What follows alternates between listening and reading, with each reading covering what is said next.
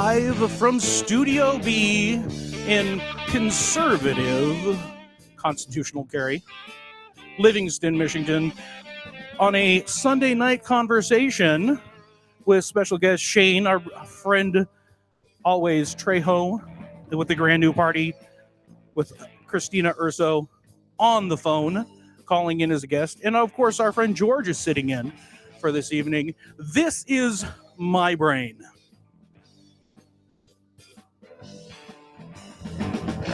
As always, I'm the real Tim Outland. I'm your earwig always here. I'm sitting in for Larry, our special Larry, who's not here tonight to do this announcement.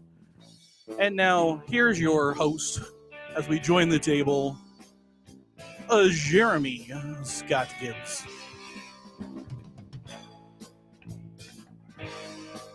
Are you hit? There we go.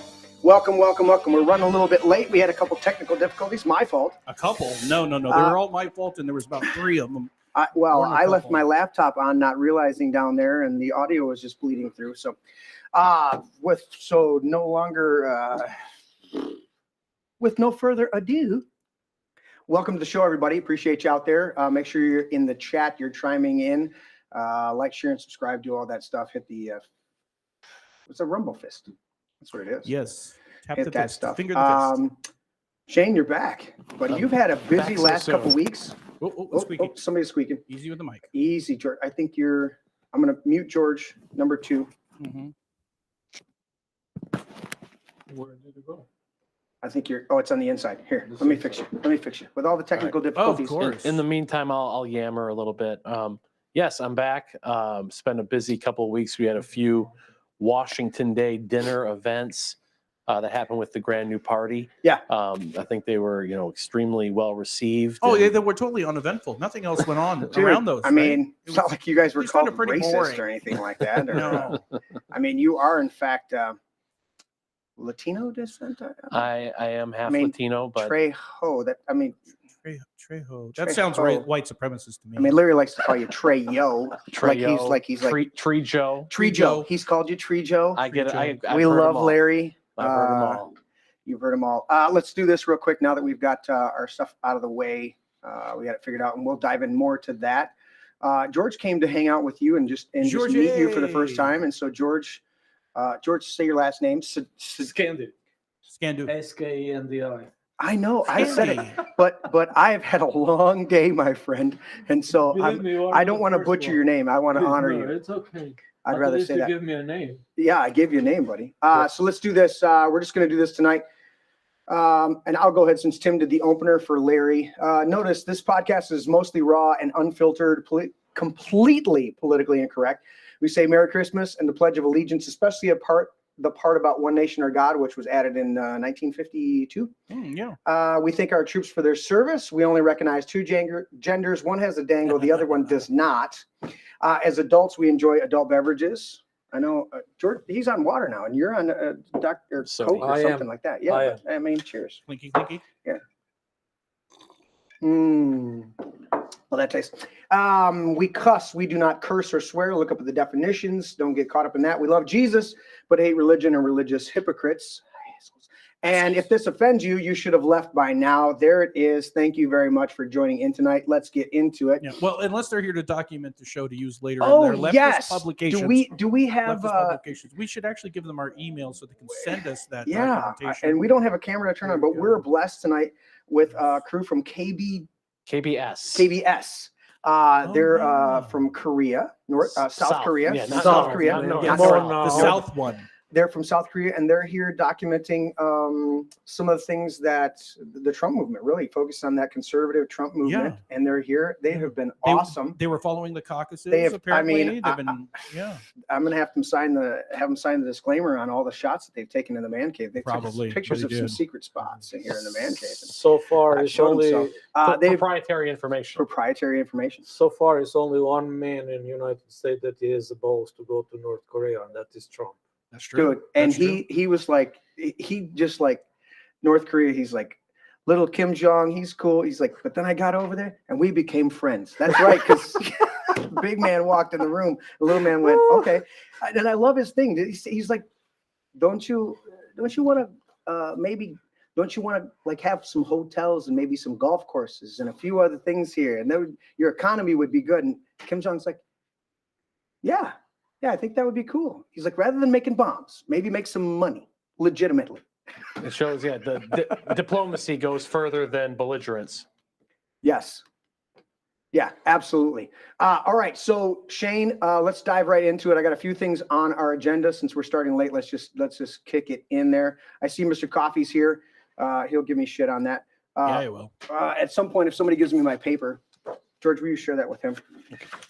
Oh, did I take your paper? Christina, I want to welcome you and have you chime in vocally with us. We've had some issues in the past, every technical avenue, but we chose tonight to have you phone in and then join us with a conversation. So you'll have to kind of, I don't know, silently raise your hand so we can recognize you on the floor. But Christina Urso. I've got no problem chiming in. Very good. You were an independent journalist that works with Redax? Verum? Say yes, the name for me. That's my pen name, Radix Verum. Radix Verum. That is your screen name? It's like, my internet handle. Oh, okay. All right. The way Shane sent it to us, I'm like, I knew you were independent. I thought maybe it was a separate organization, but great. I'm glad to have you with us tonight. You were actually doing a documentary on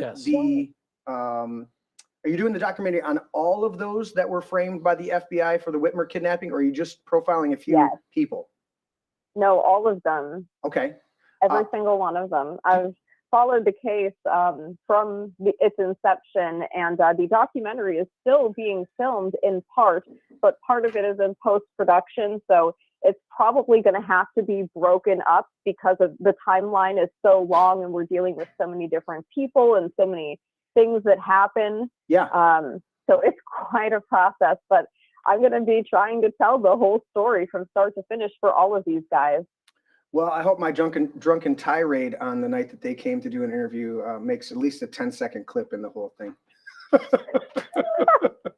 We had so many technical difficulties that night getting Eric Volatar to join us. And then by the time we got all of the Zoom lined up, running through all the systems we have, then we had an hour of us interviewing with no audio. Like we didn't realize the audio wasn't recording. Yeah, someone forgot to push a button. When we came back from that 2.5 hours of dealing with it, I was into my third glass and I was like, all right, subconsciously, I was like, I'm just going to recap everything. And then didn't realize I'd monologued for the first 15 minutes. And they're like, hey, you want to ask these guys a question? They're here for the interview. And I'm like, oh, damn, I'm a jerk. Anyways, it was good stuff. I thought we had some good content, but I definitely want to have them back. And I appreciate the work. Anything that you want to point out about the documentary that... Yeah, where can we find it? Well, they haven't done it yet, right? Or where can we find your work or find you? Or... You can play the trailer. I sent you the trailer on Facebook Messenger if you want to pull it up right now. We'll I'll find that. The trailer is awesome. It's on our website, kandkfilm.com. Obviously, I didn't want to reserve the website kidnapandkill.com because the documentary is called Kidnap and Kill an FBI Terror Plot. So it's just the letter kandkfilm.com. We've got the trailer up. Which is hosted on YouTube, right? Yeah, it's hosted on YouTube. Okay. Hold on 1 second. It's a badass name for the documentary, by the way. I've got it over here, Tim, unless you're pulling it up. Earlier today, Attorney General Dana Nessel was joined by officials from the Department of Justice and the FBI to announce state and federal charges against 13 members of 2 militia groups who were preparing to kidnap and possibly kill me. We're grateful to the FBI and law enforcement who discovered these domestic terrorists and stopped them. You know, it's the sort of behavior you might expect from ISIS. You might see a number that high in a sprawling narcotics conspiracy that stretches from coast to coast and beyond. That's a pretty high number in a case like this. It really reflects, I think, how deeply the government has been diving into this investigation to try to make these cases. It was just literally a bunch of working class guys who on the weekend got together and, you know, exercised their rights and trained with firearms. So the FBI says, hey, we'll just pay for everything. Who arranged the meeting? The FBI's paid provocateur. Robeson was getting paid to set this stuff up. So they make the route, they set the locations, they make the plan, they do everything, and Adam's literally just sitting in the basement of a vacuum repair shop smoking blunts all day. You're going to hear that my client was the leader of this group. But I think you're also going to hear that there was an election held to identify the leader, and it was Dan. How can I frame a social situation to make this naive person appear to be a dangerous, violent terrorist? The whole goal was for the FBI to spend millions of dollars to create militia groups, record them saying offensive stuff, and then frame them in a fake conspiracy.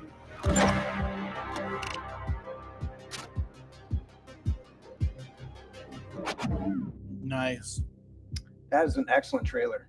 Excellent. I look forward to that. So, Christina, you were Friday with Shane. Shane, give us a quick synopsis of what the event was Friday for our listeners out there, and then I want both of you to give some of the commentary on, because you had them speak. You had specifically, so, you had William and so we didn't have Brandon, who was on the trailer, but we had William Null, Michael Null, and Eric Molitor all speak. Okay. And it was very moving. Bill and Michael brought their entire families there. Awesome. The daughter got up there and she was crying because of the whole ordeal. Getting the feds kicking in your door, guns pointed, the works. It's just such a traumatizing ordeal. But the fact that they stood strong, they never took the plea deal, and they fought for their own innocence. They've been vindicated. Now we're getting the word out about them. We gave them the Courage Under Fire awards. I sent you the pictures. You want to bring that up later? Absolutely. Yep.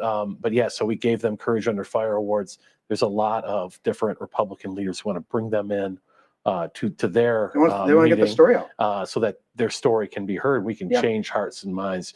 So many people want to sweep this under the rug, but we have to amplify it. We have to throw it out there, and we have to use this as an example of just how evil the government is and how they'll destroy the lives of innocent people just to bolster their own power and push their own agenda.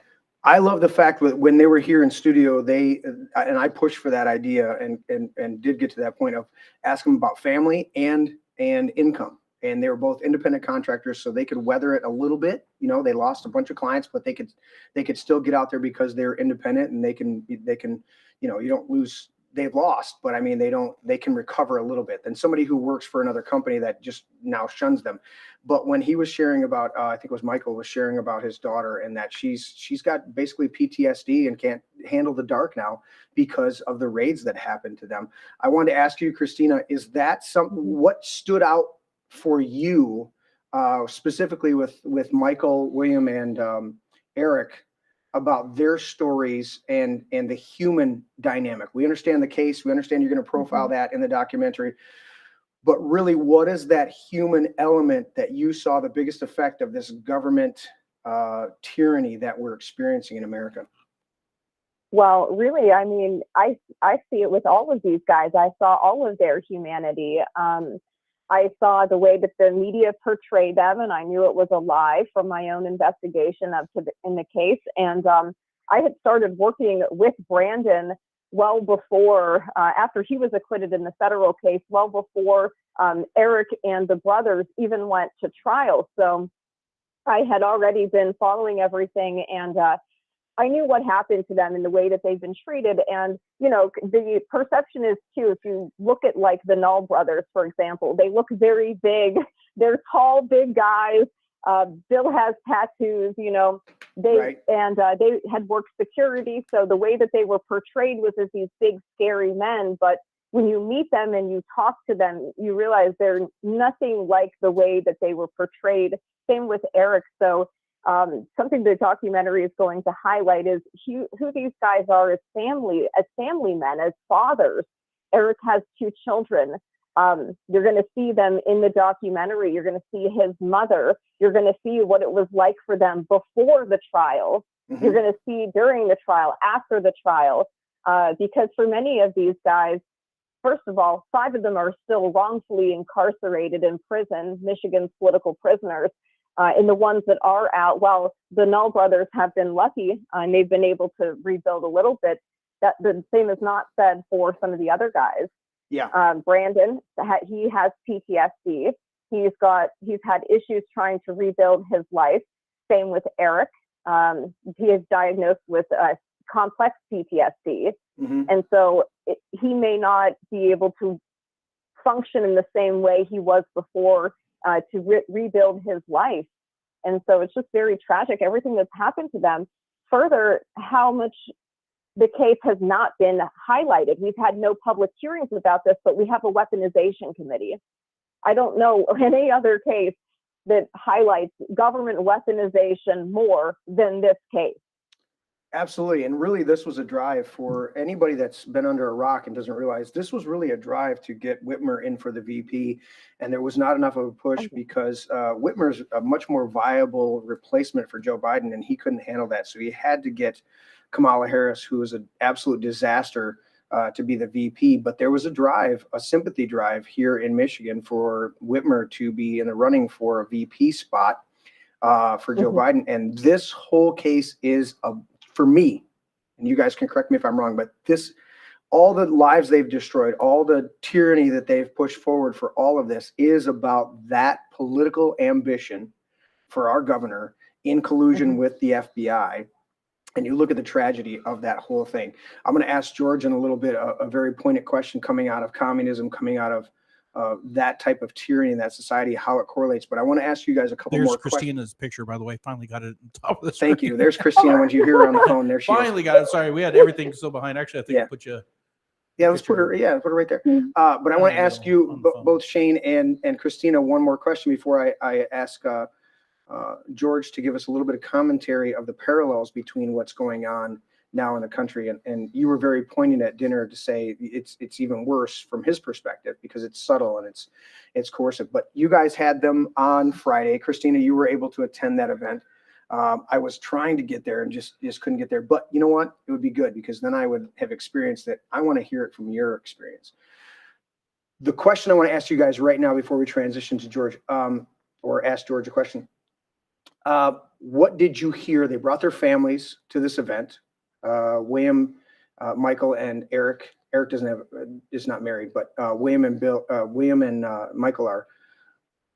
Was there anything in their speeches that you guys hadn't heard that touched you with their humanity that you took note of? Is there anything there, or just tell me how the speech was? Well, yeah, I think it was, when his daughter Michaela came up, and she was bawling the entire time hearing the story, and we all kind of stood and gave her a standing ovation and said, we stand with you guys, and it's horrible what happened, and we're going to do everything we can to prevent things like this from happening in the future. I think it was very poignant, a lot, and I'll reiterate this many times tonight, but so many Republicans, they hear from their consultants or their lobbyists or the people who are around them that, oh, you don't want to talk about that militia thing. Militia is a dirty word. We shouldn't, those guys, just leave them, hang them out to dry because that might hurt your political ambitions to talk about this injustice. We cannot run from these issues. We have to highlight them. We have to tell these stories in a compelling way that changes people's hearts and minds, because otherwise they'll never understand just how evil this system is, just how the collusion works at every level to crush good, decent, hardworking individuals who are willing, like the Knowles. They would do security at events to make sure they were safe. Yeah. These are men who were on the front lines for freedom, men, cut from the same cloth as the founding fathers, and they were railroaded. They were destroyed because they were that good, not because they were stupid, because they were that good. They were salt of the earth patriots, and we have to stand with them. We have to push their stories. We have to change hearts and minds. And I think that's a big point. I'm going to go to you, Christina, in just a second. But I think that's a big point that we have to make is on the left side, these people were evil and colluded to kidnap. And on the right side, the persona is that these are just stupid individuals who are duped. And the reality is I want everybody to get that these are not stupid men. I hung out with Michael and William in particular here in the man cave, but I also got to conversed with Eric and even to a lesser extent Lucas when he was on the show. And these are just like us. They're salt of the earth, and you don't realize the tactics that are being employed from CIA, NSA, FBI, all the way around to sweep you up into something. And before you realize it, you've been involved in something nefarious. And you're like, wait a minute, I wasn't never. And that's the story I heard from them. Christina, what did you hear on Friday night when those guys were sharing their hearts and having their families speak? What stood out to you? Well, first of all, I want to say thank you for saying what you just said, because there's been a perception on our side of the aisle that these men that were framed by the federal government, that they somehow did something wrong or did something to deserve this. I've heard people say, well, I would never join a group. I'd never be part of a group. So you would never exercise your right. Yeah. Okay, well, why are you disparaging people who did? Well, if somebody said something stupid around me, I'd immediately leave.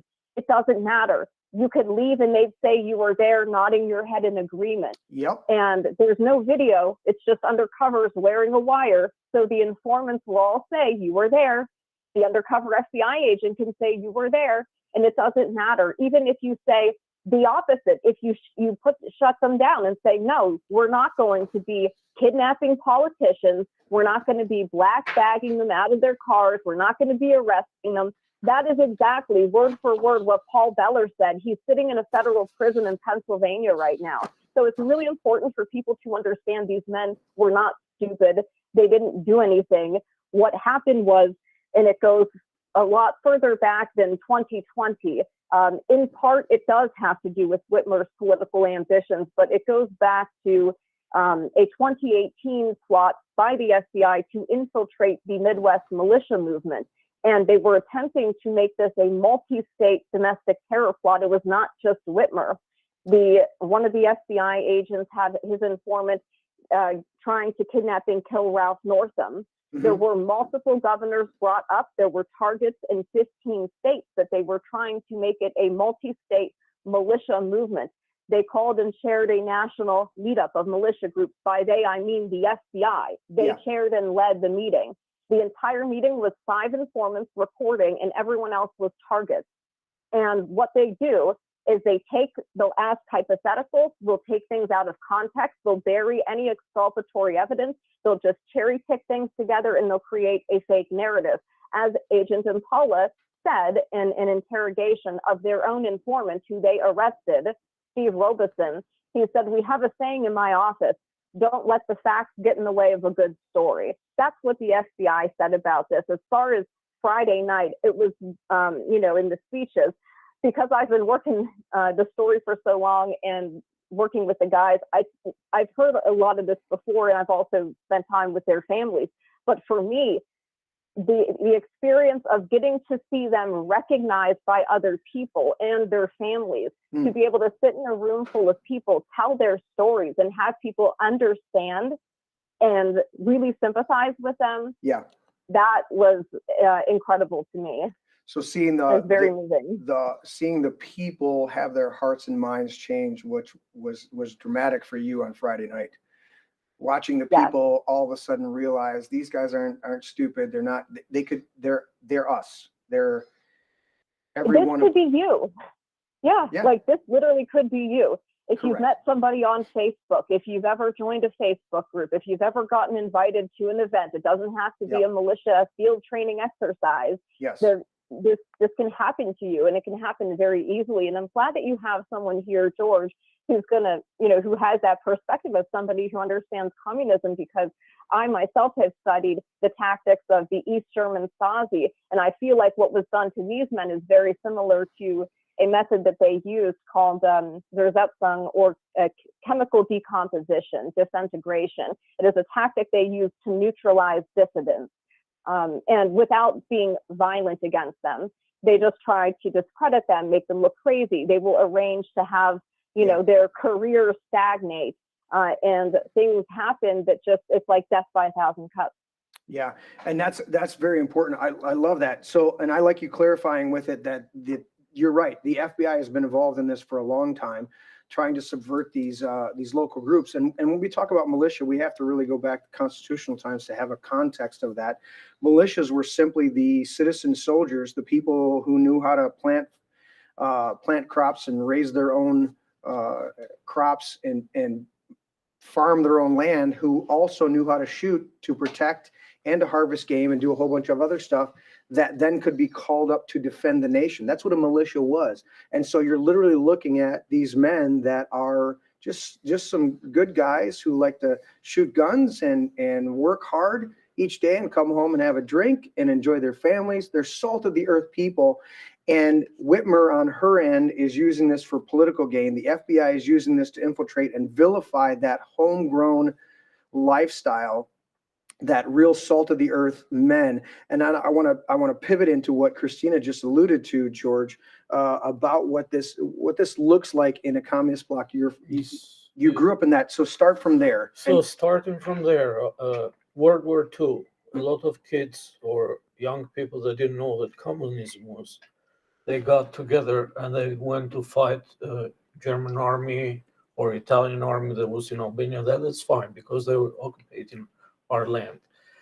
Everybody was thinking that communism is like everybody is going to be the same, everything will work out perfectly. And a lot of those kids, a lot of those teenagers, and a lot of those young people were people that the family has their own businesses. You are talking for businesses, big businesses in Albania that used to deal with Greece, Italy, or other places around Europe. Mm-hmm. Anyway, that time was by, and after they figure out when the communist government came and they took everything away from everybody who was working and producing everything with their sweat and their work, they figured out, oh shit, what do we do now?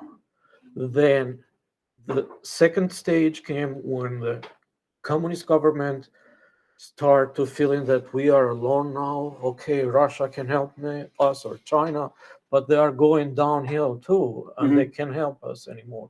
And the third stage is when they took everybody's cuddles and livestock, and they put together. They put in the collectivism. In the collectivism, You exactly. no longer own private ownership of the farms and the cattle and all that stuff. Yeah. Do you know what collectivism is? That is not mine. It is anybody's. Right. Everybody, everything belongs to everybody, but it's not yours. It's not mine, not him, and somebody else. So who is this? So nobody at that time said, it's not mine, I don't give a damn. Right. And the time when everything, the economy went down because nobody was doing anything. Yeah. What did the communist government at the time created? Created those stories that the Americans are coming, the Russian are coming.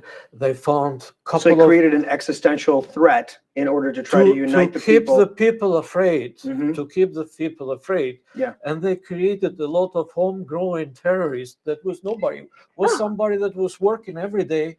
And because somebody was listening to the voice of America or something else, they went to his house with all army to arrest him. Like he was some kind of oh criminal. my God, look what he was doing. He was doing this and he And was they going trump it to all kill. up and they make it all look Trump bad. it all up. And Yeah. that is the last stage where the government is in the last steps of their life. And this is what I can see here. By creating all this garbage is the same way like in old Rome, they're putting the gladiators to fight and to keep the mind of the people busy. And this is what they are going right now. They put in Christina, media. what was the phrase that you used about the Gestapo?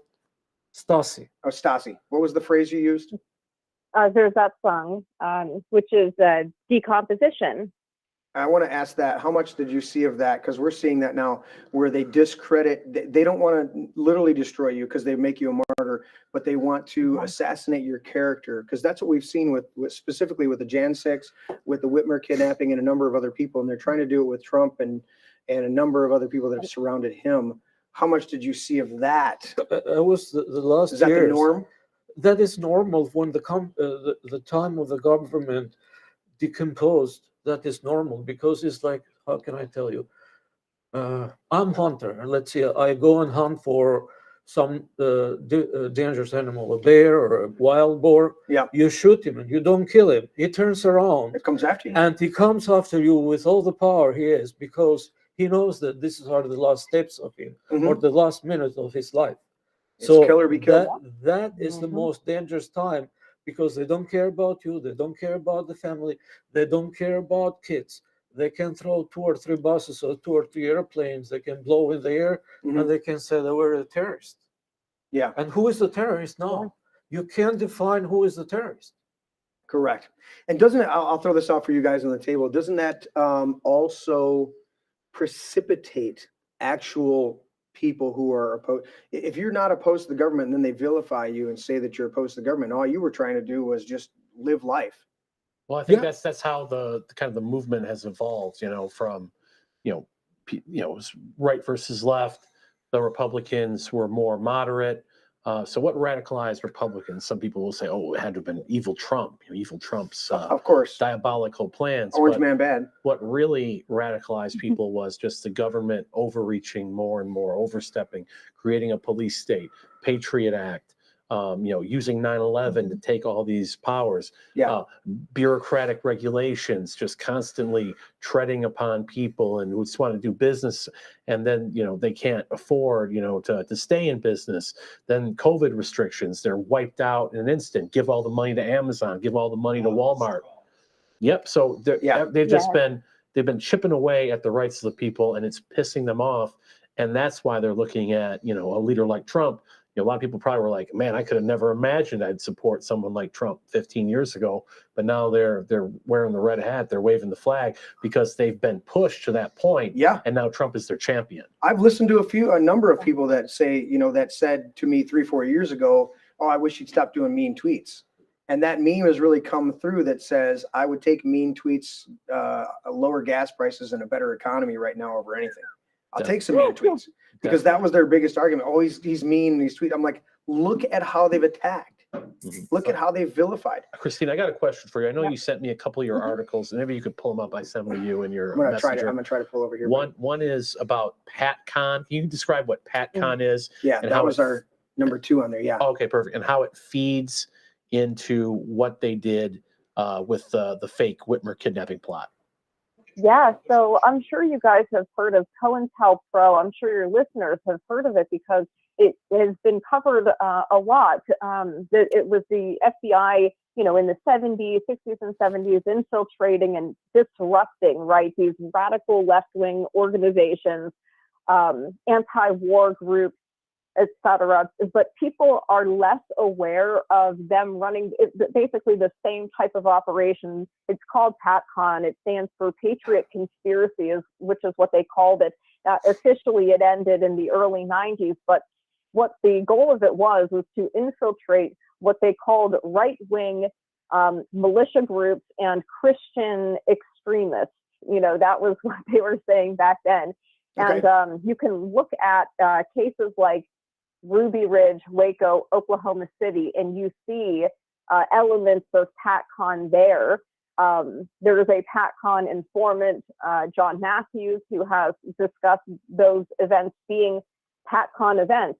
And when you look at what the FBI was doing back then, they were infiltrating the militia groups and they were instigating in the same way that they do in the Whitmer case, which they called Operation Cold Snap. But it was essentially just another extension of PATCON. Now, we didn't hear about PATCON until, I believe, 2007 is when we officially heard about it. And the reason we didn't learn about it is because the COINTELPRO stuff came out in court because some of that led to prosecutions. The FBI infiltrating these militia groups didn't really amount to anything, right? So I believe in some cases they remained embedded in these groups. And then I feel like after 9/11, they changed what the threat is. Now it's going to be Islamic extremism, and that's going to be the new thing. And they'll just create whatever boogeyman they need. And so when you look at the Whitmer case, I mean, really, as I said, it does go back to at least a 2018 operation to infiltrate the Midwest militia movement. And the FBI was creating militia groups in the Whitmer case they essentially, not only did they take over a group called the Wolverine Watchmen, but they created a fake national 3%er militia group. So the Wolverine Watchman was a Facebook page created by Joe Morrison, who's just a guy from Jackson County. I mean, him and his father-in-law, Pete, were the original founders of the group. The guys would go out back. They would like do target practice. They would kind of crawl around in there on the ground and like drink and stuff. It was like a prepping group and just a Facebook group. It was not even a militia. Well, the FBI sends their informant in, and he turns it, and he starts introducing the training. He introduces what they call kill houses, which the FBI will then say that they were practicing to take out Whitmer's her security detail. When they were going to abduct her from her vacation cottage. That could not be further from the truth. The FBI set up the kill houses. They conducted the training. It was like clearing a room type training that these groups do all the time. There was nothing designed to model her floor plan, nothing like that. They created the Patriot 3%er group, and they had their informant Steve Robeson posing as a national commander, and then who the FBI calls Adam Fox, who was the homeless man living in the basement of the vac shack. They called him the ringleader of the so-called plot to kidnap Whitmer, but the FBI inducted him into a militia group that didn't exist outside of their fabrication. They had another informant, Jenny Plunk, posing as the head of the Tennessee chapter of this fake group, and they told Adam he was going to be the head of the Michigan chapter of a fake group that didn't exist.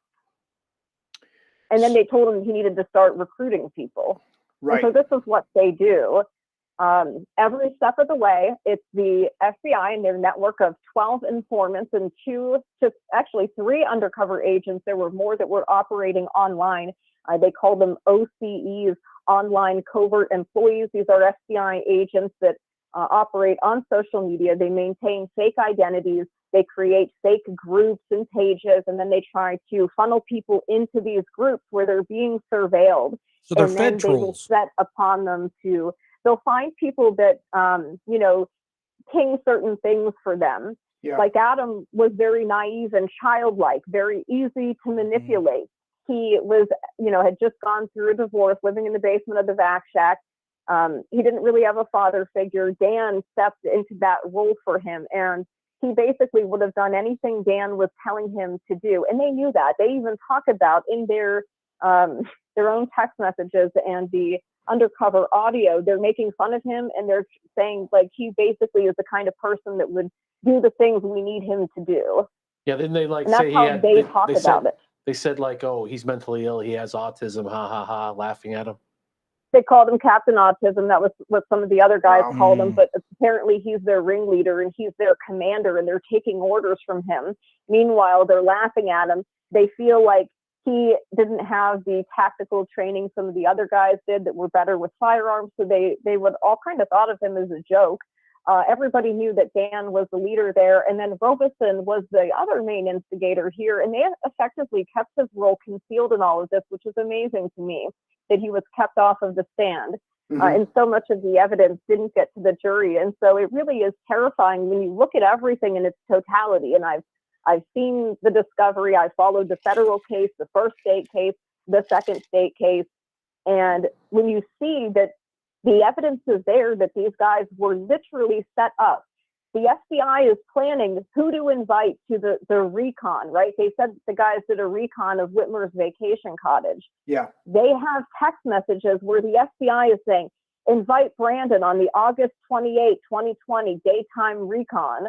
Invite this person, try to maximize attendance. Like they're literally planning it, and they've installed pull cams on her vacation cottage. They're discussing during the nighttime recon. The agents are saying, have them drive up this way because the low light we've got low light ambience in these pull cams in this area, because they're wanting to get them on video so they can make it look like they were casing her place, when really like the FBI is driving the vehicles and driving these guys around. Pause right there, Christina. You're telling me that, all right, who would they didn't go covertly and install cameras on Whitmer's property, correct? They had authorization? No, they coordinated this with her security detail, with the Michigan State. Like this was a planned thing. If you want to 13 stop a kidnapping, you don't set up cameras to make sure you can. You don't organize recon. You don't organize recon. Organized 2 recons of her house because, listen, this investigation officially began in March of 2020. Like I said, it goes back to 2018. Robeson's made an informant in October of 2019. By January of 2020, he is introducing Barry Croft, who they called the spiritual leader of a kidnapping that never occurred. I didn't know you could be the spiritual leader of that, but that's a thing now, apparently. They had set upon him their informants, Robeson and Jenny Plunk, I believe, at that point, January of 2020, before the official investigation begins. So it is just like, yes, she was aware of what was going on, and she herself was more aware of it than the men that are in prison right now. Yes, of course. She knew about before Eric. Eric was duped into going. He thought they were going to look at a vacation property where he thought Antifa and BLM were staying because he and Adam had been working security. They actually worked with a U.S. Marshal, and he thought that what was happening was that the Antifa and BLM people were staying at Airbnbs now because they had been tracking them at hotels and notifying law enforcement.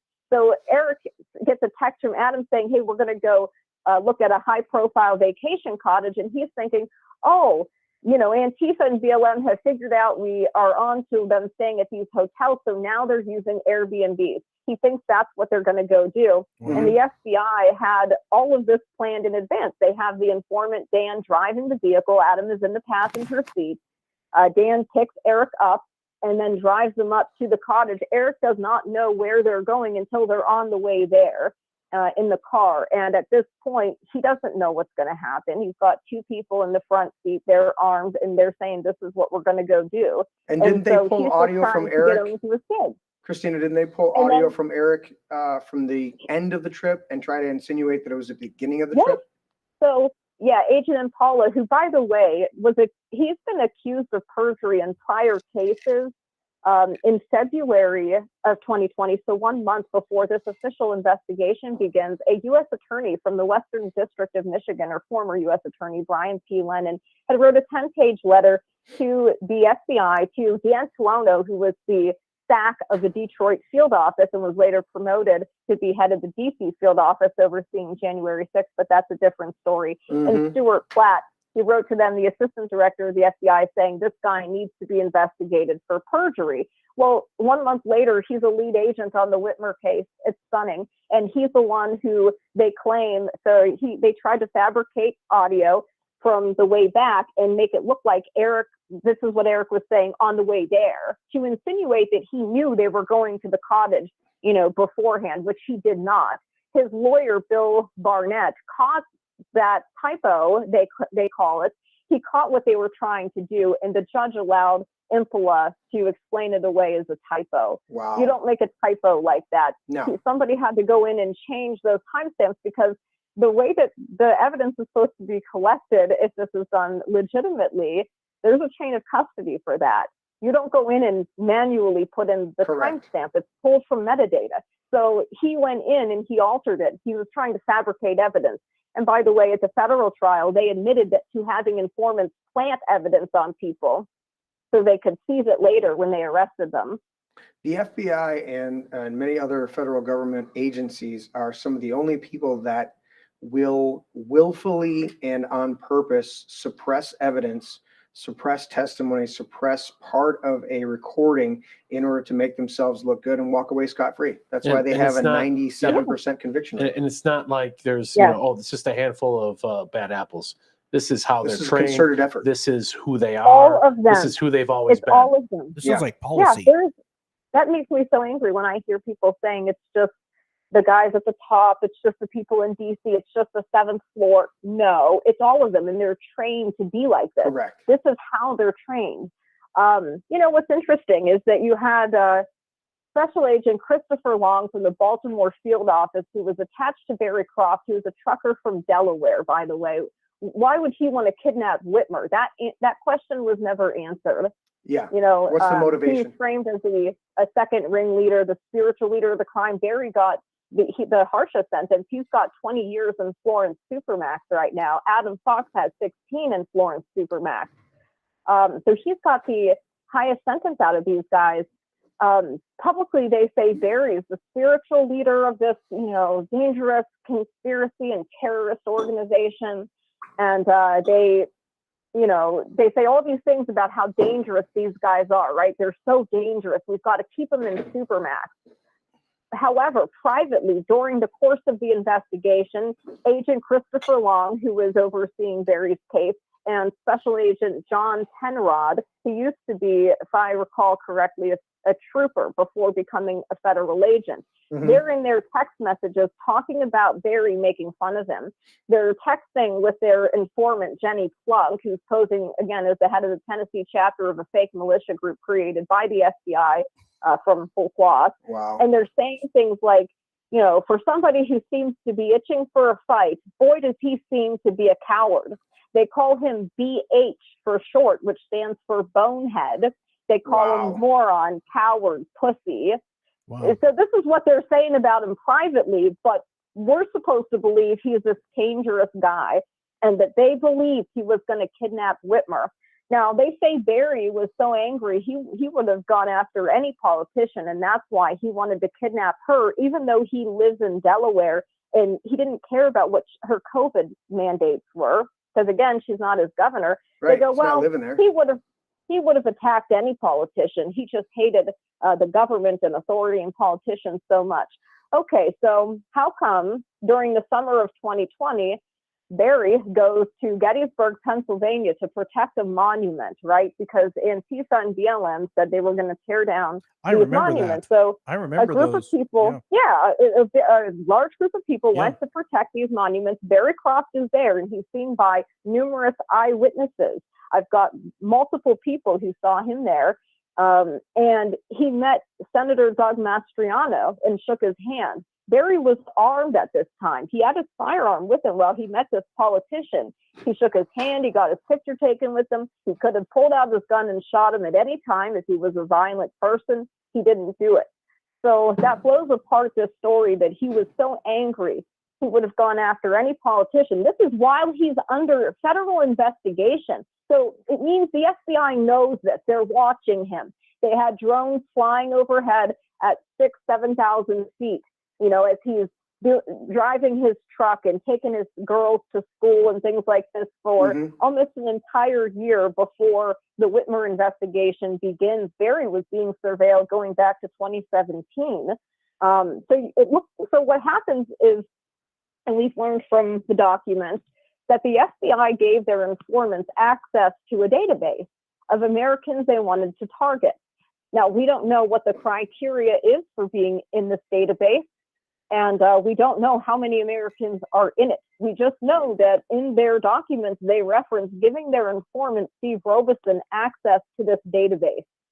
And so that's very concerning as well. It seems to me that the FBI is profiling people online using advanced data analytics, artificial intelligence, and things of this nature to kind of categorize people into different, groups, and they're putting them in databases, and then they're saying these are people we want to target, people that bring up these keywords, or people that are in militia groups, people who are willing to stand up for their rights and defend other people's rights. Because the Whitmer guys, this is another thing, the Wolverine Watchmen they called them like white supremacists and Trump supporters and all of this, like right-wing extremists. The Watchmen at times during 2020 were like marching in solidarity with BLM. They were like showing up to their protests and let me interject there real quick. To make sure those people could exercise their rights. You know what I mean? Yeah, Christina. So like they were standing with them. Yeah, my understanding is that, Brandon Cassetta was one of the guys framed in this con job. He was considered himself a member of like the Boogaloo movement. And from my understanding I know a lot of people in that movement because I was, came from kind of the libertarian movement. That's what a lot of those people are. Mm-hmm. They are the types who believe that, they're more, anti-state, they support, you know, the likes of Black Lives Matter to protest the government, or the Trump people to protest the government. They were protesting like some of the things that BLM was protesting, like these no-knock raids and people that were getting killed in these no-knock raids. They were protesting that. Sure. Right. A couple Breonna questions. Taylor, Couple questions, Christina. How many of you said 12 and 3, right, of the FBI? 12? A network of 12 informants and 3 undercover agents. Okay. And then how many total participants? You mean like what's the number of like the defendants to FBI? How much were they outnumbered by the Fed? I want to know if we are tipping the scale at 51% or not. So 14 guys were charged. I mean, you can put it together from there. Okay, 14 guys are charged, and at the state 15 are on the other side. It was 50, 50. So when you ask what's the majority is the FBI. It's the FBI. And not only that, but like, so the FBI is saying that Adam was the leader of this militia group, the Patriot 3 Percenters, when really it was their informant, Robeson, who was posing as the national commander. And he was from Wisconsin. And when you look at Adam's group, he told people, he inducted them into the group. He created a Facebook page and he gave Adam a business card. And I've seen Robeson's business card, so I know they match.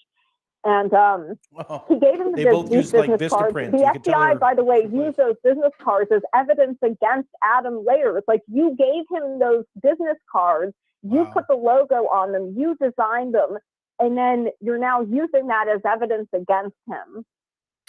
But his group was him. It was a gentleman named Sean Fix, who was pretending to be a Navy SEAL at the time and just somebody that was a big talker, but not really like a harmless individual. And then everybody else in Adam's group, Mark Woods, his real name is Mark Schweers. He was an undercover FBI agent posing as a man named Mark Woods. And everybody, Steve Robeson, like everybody else in Adam's group was literally FBI except for Sean Fix. Dan Chappell, the informant in The Watchmen, he was in Adam's group. So Adam's entire militia group was just him, Sean Fix, and then all FBI. That's insane. Is that reminiscent of the 95 trade tower bomber who was barely above? Tell that story. He was barely above an IQ of a full blown. I mean, his IQ. He was mentally disabled, and his IQ. They gave him the bomb. They gave him the instructions. They gave him the van. They gave him everything to do it, and then basically talked him into driving it into the subterranean parking, or the below ground level parking lot structure. Is that what you call a turnkey insurrection? It's plug and play. I mean, it's here's the keys to a van. Now we get it charging. So you've got I would say the Whitmer case is worse than that, because nobody bought a bomb. Nobody, they introduced an undercover FBI agent who was going as Red. That was his name, UCE Red, his real name. And I'm going to say it because I name and shame these people. It's Special Agent Timothy Gates. He gets introduced to the group by the FBI through their informant, Dan, the leader of the Wolverine Watchmen. He says to Adam in September, hey, I got this guy Red.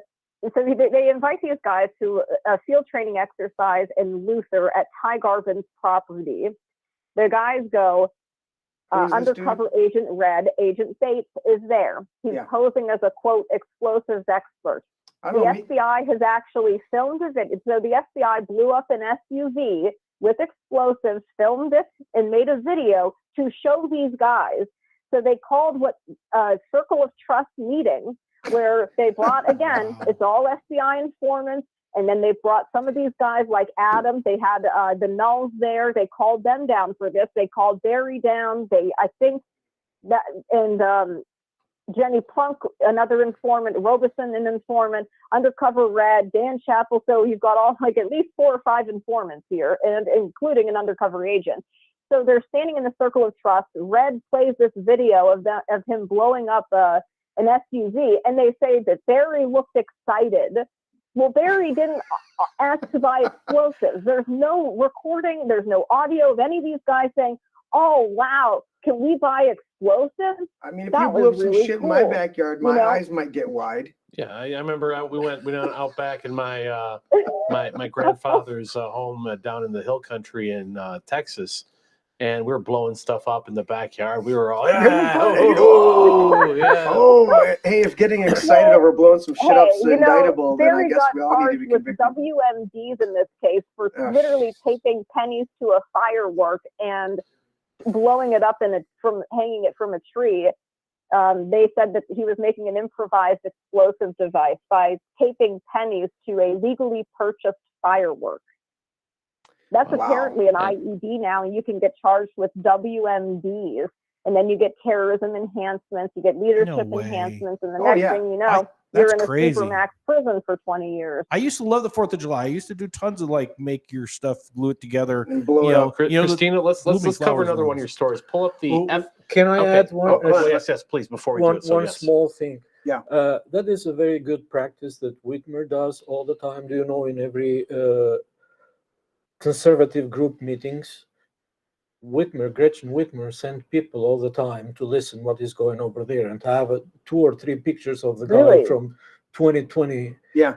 And anytime that guy, I got that time 3 times in the camera, and Same one guy time infiltrating. Well, one time he was in Brighton, and when I start talking, I told him, "And you, sir, don't belong in this group." And I talked with everybody. By the way, he is the guy that get all the information and go. And is getting paid by the opposition. And he comes all the time with a different vehicle. Mm-hmm. And this is a practice for Whitmer, so I'm not surprised that she. Well, she's learning from the FBI. Yeah. And I want to. Before we switch to the next article, it's very important. But Christina, I want you to just give a recap real quick. Most of our listeners know most about this, but I want you to give us a recap real quick. We're dealing with PATCON, right? This is Patriot Conspiracy, and they're infiltrating. Most of the time, they're not even infiltrating. They're creating these organizations and then trying to get people who are well-meaning, who don't realize what they're being swept in. This guy, you said his name was Red, but his real name was what? Bates? Timothy. Special Agent Timothy Bates. So his last name is Timothy Bates. He's Tim Bates. So he's either, I would be suspicious just on the fact that this guy's name is Bates. He's baiting me in, or maybe he's running a hotel with his mom. Yes. Anyways, I want you to, so recap, just give us a real quick thing before we switch to this next article on what COINTELPRO really was back in the day. As far as the leftist organizations and how they were infiltrating them to create chaos and instability within the country. Can you do that? I can't remember the names specifically of the leftist groups. I do know there was Black Lives Matter was one of them, right? Yeah, there was the Black Panthers. There was the Weather Underground. Weather Underground was huge. They infiltrated lots of anti-war groups like that. And then they would, try to turn them into, doing criminality or things to discredit them. To foment them to push the boundaries. Or to, outright assassinate them. Yeah. They wanted to foment them to push the boundaries, or even get them to do things that were beyond. To commit acts of terrorism. Correct. Essentially. Mm-hmm. And most people don't know that the Weather Underground actually bombed, I want to say it was the U.S. Capitol. And a bunch of there was a whole bunch of groups. Really? They bombed the U.S. Capitol, and there was a string of left-wing terror in the 70s and 80s. It's totally been suppressed, and they don't want you to know about it. It's deleted from the record. Yeah. Okay, let's get to this next article. FBI admits to planting evidence in Michigan Whitmer kidnapping plot retrial. So this is from August of 2022. So, and this is from we're pulling this up from your Substack. Yeah. And I didn't subscribe, so your pop-up's still there asking me to subscribe. Well, you better. Because I pulled it up. I will subscribe for sure. But let's do this. Let's look at this. FBI, just as Shane just said, things are off to an amazing start in day 2 of the Whitmer kidnapping plot retrial. Let's recap this article talking about from Grand Rapids, Michigan. The Whitmer kidnapping plot retrial began August 9th, 2022 with jury selection. Go from there, Christina, and give us a recap of what was revealed from the FBI, that they were suppressing information, hiding important information, and admitting that they planted evidence what's really in this article for recap for our audience? So, the retrial of Adam and Barry. So a lot of people don't know that the first trial ended for the government in 0 convictions.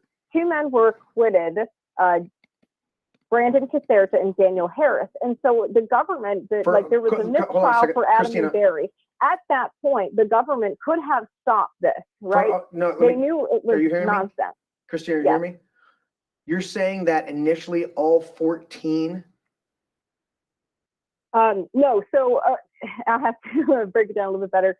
So 6 guys were charged federally, and then you had the guys charged at the state level with like providing material support. Okay, But those so 8 7 men, of them. they couldn't convict if they first didn't convict the federal guys. Because remember, you cannot be convicted of providing material support for an act of terrorism if there is no act of terrorism. Correct. So the first case was a federal case against 6 men. Now, early on, 2 guys took plea deals. The first person to take a plea deal was Ty Garvin, who had a lawyer, Mark Fatawa, who was former, quote unquote, FBI. And Ty Garvin, as far as I know, never spent a day in prison except the time he was in county jail before he took his plea deal. And he took that before even all of the discovery had come in revealing the FBI's criminality. And I have actually suspected he may have been one of the informants that we never got the names of, because 6 of them we still don't know the names of. I have ideas on who they are, but they weren't like officially revealed. So anyways, 2 guys ended up taking plea deals. So 4 went to trial for the federal trial, the first trial. Okay. Adam Fox, the so-called ringleader, and Barry Cross, so-called ringleader and spiritual leader, Daniel Harris and Brandon Caserta. Now that trial ends with Harris and Caserta being acquitted. So that was a successful, by the way, entrapment defense. The government has a 97% conviction rate, but in an entrapment defense, it's even higher. It's a 99.8% conviction rate. It is very hard to prove the elements of entrapment, and the government almost always wins because they control the entire thing. They control what evidence gets presented in many cases, et cetera. So after that, and the jury could not decide about Adam and Barry, so they a mistrial on Adam and Barry. So that first trial ends in 0 convictions. The government lost, and they lost big time in a big way, and they were really embarrassed by that. So they had a chance, though, where they could have just stopped this and not moved forward with it. But they chose to retry Adam and Barry, and that retrial is, the rulings of that are being appealed right now. But during the retrial, that was when things got even crazier, because a lot of the things that came out at the first trial, the government and the second trial kind of wanted to take the wind out of the defense, right? These things that were revealed that was shocking, right? The FBI used 12 informants, this, that, the other. And so what they did in the retrial for Adam and Barry was they kind of just started admitting to their criminality. They would, they'd say like, yes, we used, a network of 12 informants and 2 undercover agents, but these guys were so dangerous, we had to. There were so many different conflicts of interest. They had one of the jurors' daughter-in-laws had actually smoked pot with Adam Fox at one of these boat launches, and the FBI had previously come to her house. She was allowed to stay on the jury.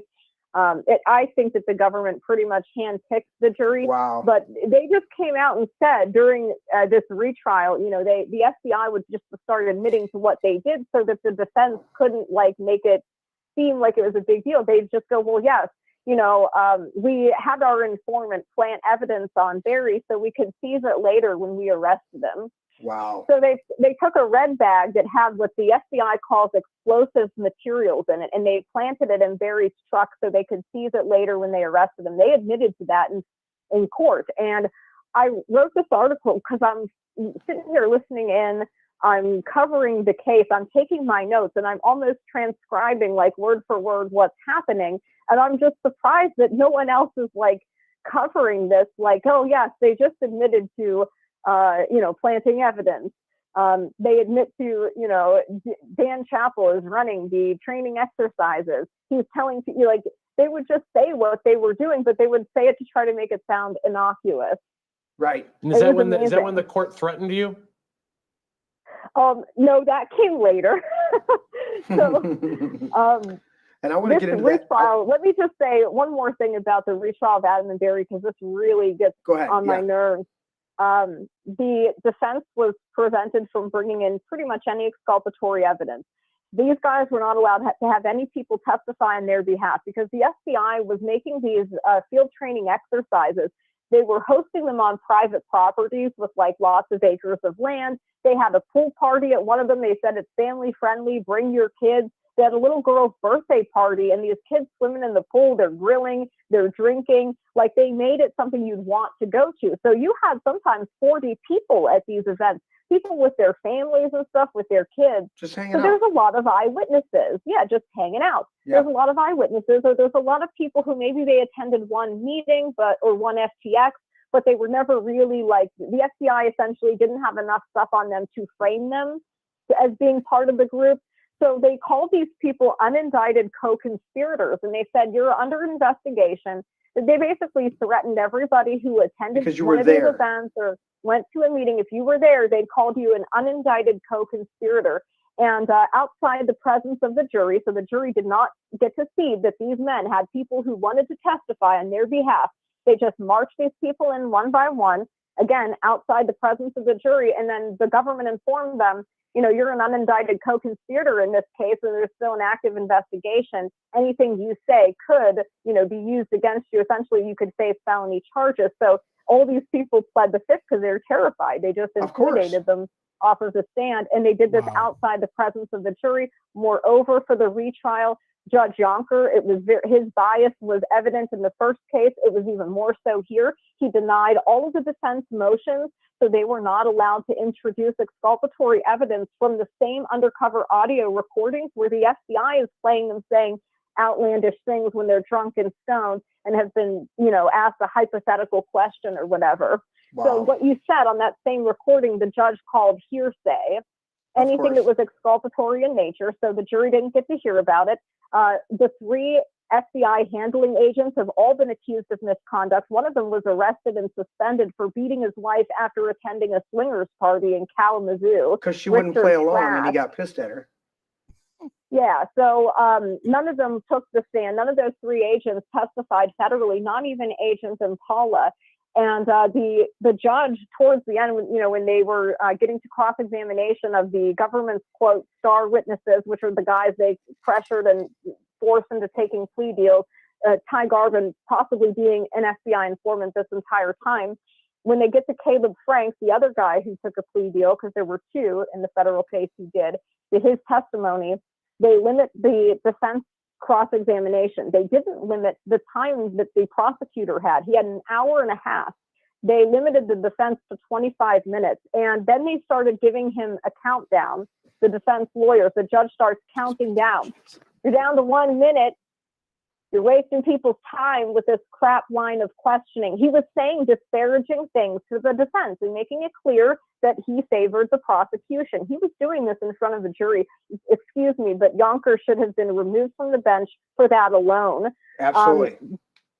There was also allegations of juror misconduct. At that retrial, there was a juror who was overheard by multiple witnesses. There were 3 witnesses identified by private investigators working for the defense who overheard this guy saying, when he first got his jury duty summons at work, he said, I hope I get on the Whitmer case because I'm going to hang those guys. And that's a good dovetail into when were you threatened by the judge? When, you know, for taking notes. Can you talk a little bit about that case before we wrap up? Yes. So needless to say, this is being appealed, right? That the retrial, and I'm very mad about that. But then we have the first state case. Then we have the second state case, which is the one that Eric and the Null brothers were in. There were 2 men who took plea deals in that, by the way, Sean Fix and Brian Higgins. I believe they were both kind of pressured into doing so, and it was deeply unfair what happened to them. So I feel very bad for them. But I covered the trial. I was actually streaming it on my YouTube channel, and I got hit with copyright strikes by Sinclair Media, who, by the way, claims to be a kind of more conservative broadcasting group, so I'll just put that out there to shut down my live coverage of what was happening, because I was just, exposing their lies in real time. Impala could not tell the truth if his life depended on it. So I say, all right, I'm going to travel to be there for the verdict for these guys since, we're filming the documentary, we've been covering this. So I go down there for closing arguments, and I'm just sitting, there taking notes. I did stand up at one point to get up and move position because I couldn't see over Mr. Barnett's head. I was just taking notes about the jury, which, by the way, I'm allowed to do. There's no law that says How you can't dare take you? notes like this. And I did this, by the way, when I covered the Johnny Depp Amber Heard trial here in Fairfax County. I was allowed to take notes about the jurors and talk about it on my streams, because this is stuff that people who are following, they want to know about, like the demographic makeup of the jury, like how many men versus women, all things like this that can help analyze like what way a jury might go. So I was just taking notes like that. And an officer comes up and she looks at my notes. And by the way, I know that this is, well, I don't want to know. I don't know if I want to say this yet, because I want to leave some of this for the documentary.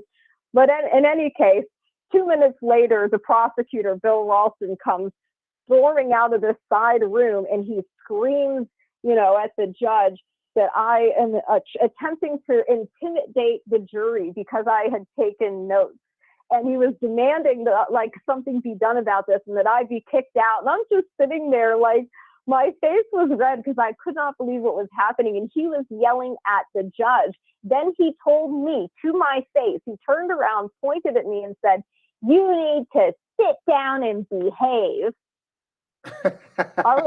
He was red-faced, like he looked like a bull about to charge. You don't seem, Christina, like you behave well when you're told well to. for him, he lost that case, and those men were freed. Yes, exactly. So we've got this article pulled up. I'm going to switch back to it. If my thing will work. Nah, it didn't work. So I'm going to switch back. You need to go back to the article. Yeah, I'm switching back to. Oh, you get it up. There you go. Yeah, we found something. I think it's in like the Traverse City Register or something about it. Washington, D.C. based journalists and filmmakers cautioned by the. Do I do it like Brokaw? Yes. Cautioned by the circuit court judge and reprimanded by the state prosecutor after she stood during a court proceeding, apparently to be counting the jurors and taking notes on a pink note. How dare you use a pink note? You should have been using maybe a yellow or a similar type of notepad. A less inflammatory color would have spared her the judge's wrath. I'm sure. writing observations, Christina Urso said, and the Antrim County Sheriff Sergeant Sherry Knight says of the serving as a bailiff called the judge's attention on the juries themselves. Yes, on the demographics of the jury. Is that prohibited by court rules? If there are any rules to be taken, that they need to be destroyed. Urso says she traveled to Michigan to watch closing arguments in a criminal case against 3 men accused of assisting with the plot to kidnap Governor Gretchen Whitmer. Eric Molitor and brothers William Knoll and Michael Knoll faced state charges in the Antrim County's 13th Circuit Court. The exchange between Urso and Judge Hamlin occurred just after the court adjourned on mid-morning Wednesday break. So there we go. We got some bullshit. I love how they describe this as like the judge admonishing me. He did not. Right. Anyone can watch this. It was live streamed. He didn't do any such thing. I believe he was kind of in shock that a prosecutor was yelling at him, and he basically handled it. He pulled the prosecutor into a side room, and they came out, and nothing happened. They just said, don't publish any. He had a few things that I wasn't allowed to publish, but that was it. He said I was absolutely allowed to take notes on how many men versus women and things like that. So it's so ridiculous how they report that, though. So Christina, you've covered a number of trials that I'm learning about. How much have you experienced this suppression of truth? Because they'll let the lawyers walk in with cell phones. They'll let the prosecutors walk in with cell phones. The judge, of course, all this stuff. They could have any multiple recording devices on them. But you, as a journalist, are restricted. And furthermore, the plaintiffs and the observers, the private citizen observers or family members that are there to support, they're extremely prohibited from doing any types of recordings, any types of information. You have to literally pay per word or per page for any transcript of any trials that you've been involved, per page. So how much have you experienced following these multiple trials of the amount of suppression in light of what has happened with the Whitmer kidnapping? They're trying to suppress any information, any and all information that is that's contradictive to their narrative that they're trying to push. How much have you experienced across all of these different cases and trials that you've gone in there and checked out that just is a huge red flag in your, just describe a few of them and how much you've experienced of them suppressing information getting out about the trials? Well, they do this all the time. I mean, I worked in law. I used to be a paralegal. Now, mind you, I did civil litigation in family law, not criminal, but it doesn't matter. The entire legal system is corrupt from the bottom up, I should say, and people should be aware of that. Like, you watch these TV shows like Law and Order, it isn't like that at all. These prosecutors, they'll lie. I've seen this. They'll make things, all they care about is career advancement. And they don't care who they hurt. If an innocent person goes to jail, they don't care. That's a number for them. That's a statistic, or it's a notch in their career belt on the way to the top. And the way that the system is designed is that the worst people are promoted.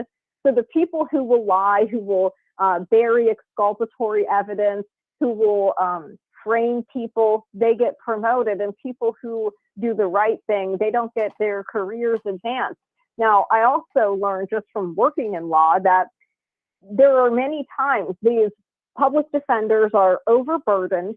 In many cases, they don't know the case material very well. They spend maybe a few weeks preparing for it, but they're overburdened. They have all these other cases going on. So they themselves cannot even be subject matter experts in the way somebody like myself can be. I've actually learned in the Whitmer case that I know more about the totality of this case and all 4 trials from state and federal than some of these defense lawyers, because they don't even know about, like, some of the state lawyers don't know everything that happened in the federal case. I am more informed than them in some aspects. And I find that to be crazy. I've never seen anything like it. A lot of times public defenders will encourage people to take plea deals when they don't have to. They just do this because they want to get rid of these cases. They don't really care. It's just all designed for the system to generate revenue and make money. The prisons are for-profit prisons. The inmates are used as slave labor. They get paid pennies to do actual labor for corporations who are enjoying this. So there's a financial incentive, not just within these agencies like the FBI, but you have this in the legal system, generally speaking. Now, in the Whitmer case, like I said, have never seen anything like it. One of the lead handling agents, a man named Jason Chambers, at the same time, he's running the Whitmer case as a TEI, a terrorism enterprise investigation, which, by the way, is the highest threat level for terrorism. It basically gives them the ability to spend a lot of money. It's how they were able to use planes and drones and all of this stuff and get that signed off on. They spent millions of dollars on this. I have never seen anything like that, where this guy, while he's a lead handling agent on this case, he's got a private company called Exa Intel, private intelligence and cybersecurity firm, and he's trying to get a multi-million-dollar contract with the federal government to advise them on domestic terrorism. And because he was looking to retire and to transition into the private sector. Don't they all transition in private sector? Case. I'm sorry? Don't they all transition to the private sector after they do? Yes, and then they utilize their FBI skills to create companies like Exa Intel. But you know what's interesting? I have emails that came out from the discovery of Jason Chambers, where he's sending emails to different, one of these people is from the Detroit News. The email recipient is redacted, but the email itself is very interesting because he talks about selling software, proprietary software, to state governments. And if you look at the brochures that we have for Exa Intel, it was offering to do venue security, venue and event monitoring, right? So if you were going to hold, for example, a political event and people were going to come, you could hire his private intelligence firm to monitor people online, to run background checks, to look people up, things of this nature. And what I find interesting is that he was trying to sell these contracts, and I mean hundreds of thousands of dollars for this venue security to state governments. Because think about it, during the Whitmer case, the FBI has these guys show up to an anti-lockdown rally that occurred at the Capitol at Lansing in April of 2020. Dan Chappell, the informant, leads some of the Wolverine Watchmen there. And at this event, the FBI calls the Michigan State Police and they tell them, the Lansing Capitol Police, the FBI tells them, stand down, open the doors, and let everybody in. And so you get this photo op the next day of these guys. They're wearing, their plate carriers. They've got, some of them have their little face masks on, and they've got their firearms, and they're basically occupying the building. They go in, they occupy it for about 4 hours, and then they leave. The media presents this as like right-wing extremists storming the state capitol, militia storming the capitol. Another interesting thing is that the media profiled like the Wolverine Watchmen. They had pictures of the guys' arms standing outside a room, and people don't know this. Whitmer was still in there at the time. She had not been evacuated out yet. If they wanted to go get her or grab her, like they were standing right there armed, they couldn't have done it. It didn't happen. But I find it interesting that it ends up, in my opinion, being the dry run for January 6th. Yeah, I was just about to say, sounds familiar now. In charge, Dan Chilono, he was overseeing this. And then 1 week after these guys are arrested, he gets promoted by Christopher Wray to be the head of the DC field office. So I find it interesting that Chambers is selling event monitoring and stuff while this is going on. So he's looking to profit himself financially from this in his private business. And the judge did not let the jury hear about it. He said it wasn't germane to the case. Wow. Well, Christina, we're going to do a break in about 10 minutes. I understand you were going to be with us for the first hour and a half. So if you're going to leave us, I want to give you yes, I do have to head out. And I appreciate your time with us. I want to call to the chat. The chat has said earlier, a couple people up. Mr. Coffee said Christina is the woman. As in being the man. The man. Great show tonight.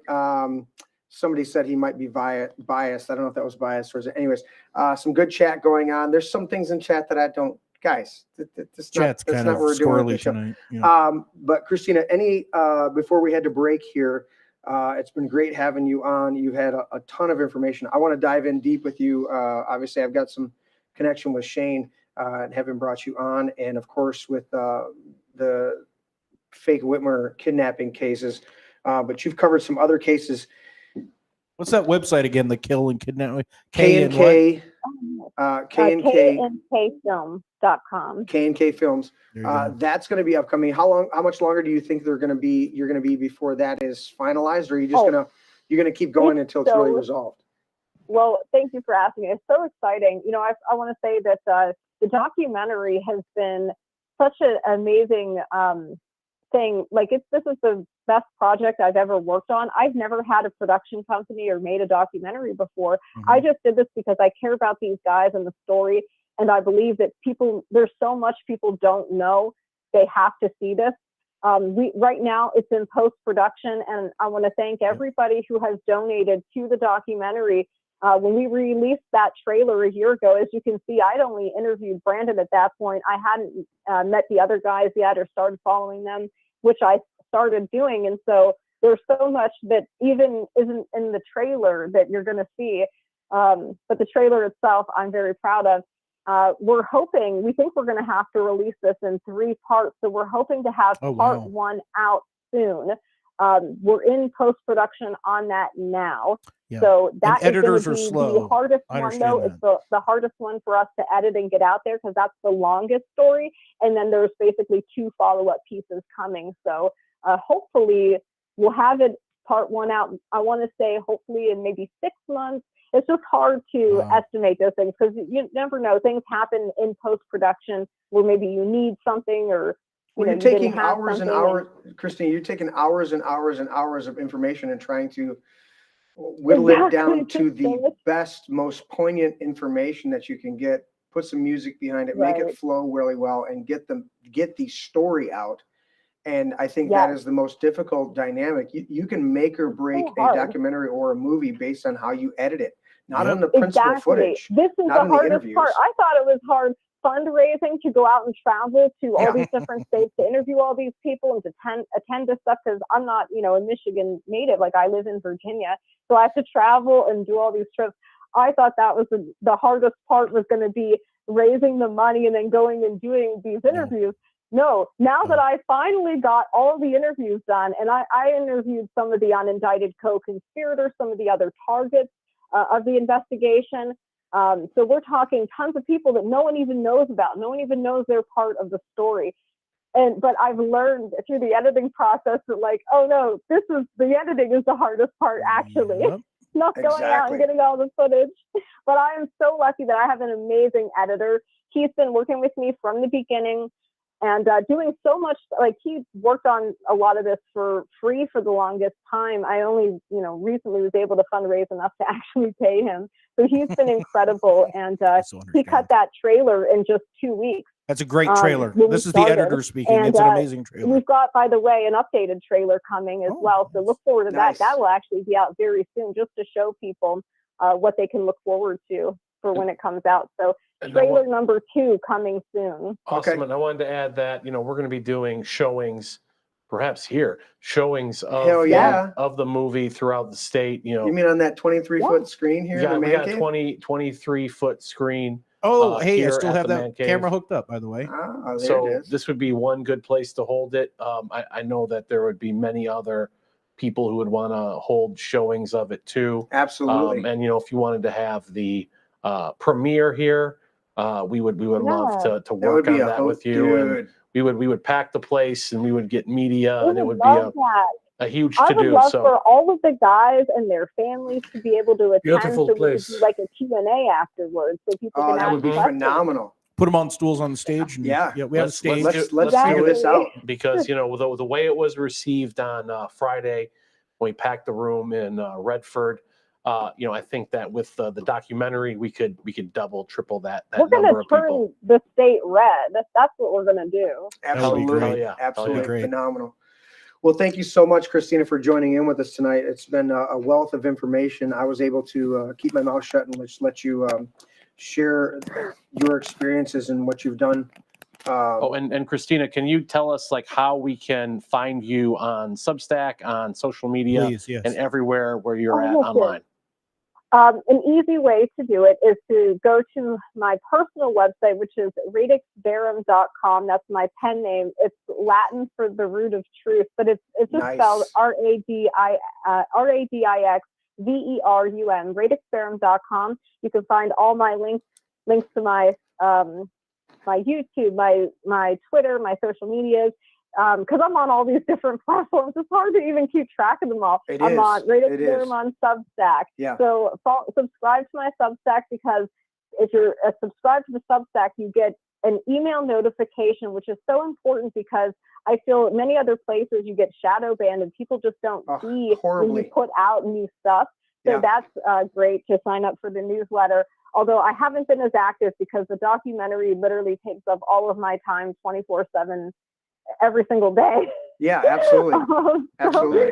That's a great way to find me. I'm not Radix, at NOTRADIX on Twitter. Okay. The documentary Twitter is K&K Film Official. I believe it's at K&K Film. Oh, I'm sorry, at K&K Film for the documentary Twitter. It's at K&K Film Official on YouTube to get into the YouTube channel there for the documentary. I do have, sometimes I'll put updates on the documentary up there. Mm-hmm. I've got a statement Joe Morrison gave to the Weaponization Committee up on there. So do follow that as well. So just knkfilm.com. Just remember that, and radixverum.com. And you should be able to find me pretty much everywhere from there. Awesome. Well, we appreciate so much the work that you're doing, and are privileged to be a part of that, having you join us tonight on the show. Thank you so much. Guys, if you have to rewind in the rebroadcast, or you can actually rewind on Rumble. While you're on Rumble. Yep. You can rewind while we're watching. Get those links. And you can get those links. So grab those. Thank you so much, Christina, for joining us for the first half of the show tonight. We're going to continue after the break talking with Shane and George about some of these dynamics, about what we're facing in this country, and the perspective of somebody who escaped out of communism. And we've got to, of course, look at the hope beyond this of how you emerge out of that. And I know George has made a number of trips back to his country, his home country, after having come here, after gone through a lot of trials and tribulations, having escaped that communism, but being able to now go freely back there and experience that and see some of the dynamics. And so I want his perspective as well as Shane's perspective. But thank you once again, Christina, for joining us tonight. Everybody check out find her on all the social medias, like, share, and subscribe with her. Of course, hit the rumble button on us. I'm taking the break. And we're going to go to break right now. We'll be back in just a few minutes. We'll see you guys then. 6 or 7. Yep. Thank you. Thank you.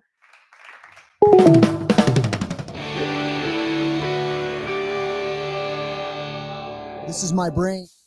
Dude. I'm going to go to the browser. Can I show the t-shirt website? Big Frog Brighton is the one who provides these shirts for us. So this is the website. We're going to go a little steampunk with the website for more Tuesday content, but I just wanted to bring you this. The apropos for what we're dealing with, the We Do Not Comply t-shirts, $21, either the safety orange or safety green, are available right now at $21 a pop. The safety orange comes in a black shirt with orange or green. Kind of sexy. Yep, they're tight. I love those. Okay, and then at the top of the page, you can just go back to the safety green. That's where you get the full green shirt. Yeah. Mystery Yuck reminds me of Mystery Yuck. Classic Mystery Yuck. It's for awesome. Poison. And then Look at that white one. shirt. Oh, that's gorgeous. That one's tight. Here, let me bring that up. There you go. You can wear that on the job site. Oh, if yeah. you're, if you need And to- piss people off for not wearing a mask. Exactly. And then if you want to say, hello, I'm here. That's a loud orange. So just do that one. Mm-hmm. That's full orange. I like the orange. The Ready Right Drinky Drink are always my favorite. I wear a purple. I love sand, though. I might have to order a sand. It's Look at beautiful. this. Sand with a pocket logo. I might have to go with that. The Righty Right Drinky Drink Show. Yep. Woo-hoo. I love when the ladies do that. And of course, our classic, the classic logo is the steampunk logo we're going to be going with. Comes in the black and the different colors of gray that are available. And then if you want to support our 2A movements, you get the 3 printed 2A. Oh, there it is. That's a great one with there. With the sleeve logo, I 2A love that gray. pocket logo. And then Is that a the heather gray? back. This one's not the heather. Here, let me pull up the heather. The last one. The heather is this one. It's a little lighter. Yeah. And that little Oh, lighter nice. gray with the pocket logo in the sleeve. That's that. Oh, that's bad. Yeah. Mr. Coffee saying he sold his already for a profit on eBay. Nice. Appreciate Way that. to go. No, he's gonna make it a cottage industry. He buys Way to it go. from us, No, and good then job, he sells good them job. secondary.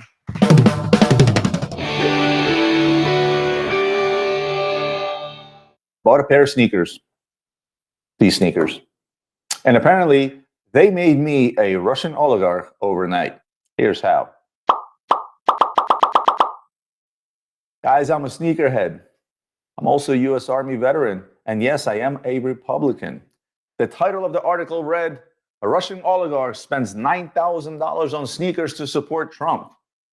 Sounds sketchy, but I actually came from Ukraine.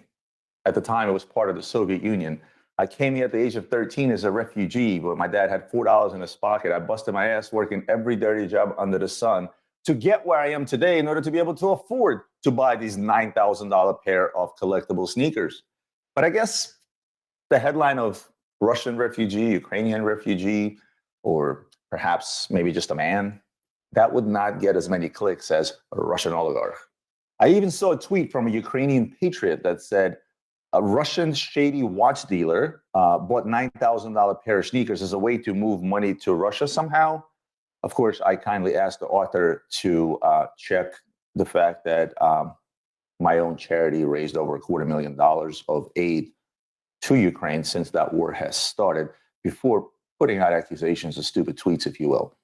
I wasn't trying to make a political statement by buying these shoes. Of course, the internet blew up. I'm getting comments and messages from on IG from people saying, oh, I am no longer following you, or I'm unfollowing you because you're a Trump supporter and I'm no longer doing business with you. It's funny, here I am, maybe I'm silly. I thought that people done business with Luxury Bazaar because we've been in business for 21 years, because of trust, because of personalized customer service that we provide and great pricing. But I guess I was wrong. You know what saddens me the most about this whole situation is that over something as stupid as a pair of sneakers, it showed me so clearly once again on just how divided our country is. With that said, guys, there's not a mean tweet in the world. There's not an IG post. There's not a news article that's going to stop me from being who I am. And that is a patriot of this country, a country that once let in a 13-year-old immigrant and gave me the opportunity to be where I am today. And I'm going to be thankful for that for the rest of my life. You want to hate me for wanting this country to be great again? Go ahead and judge the sneakerhead. But no matter what, I pledge allegiance to the flag of the United States of America and to the republic for which it stands, one nation, under God, indivisible, with liberty and justice for all. May sound cliche, but that's how I feel. Thank you, and God bless America.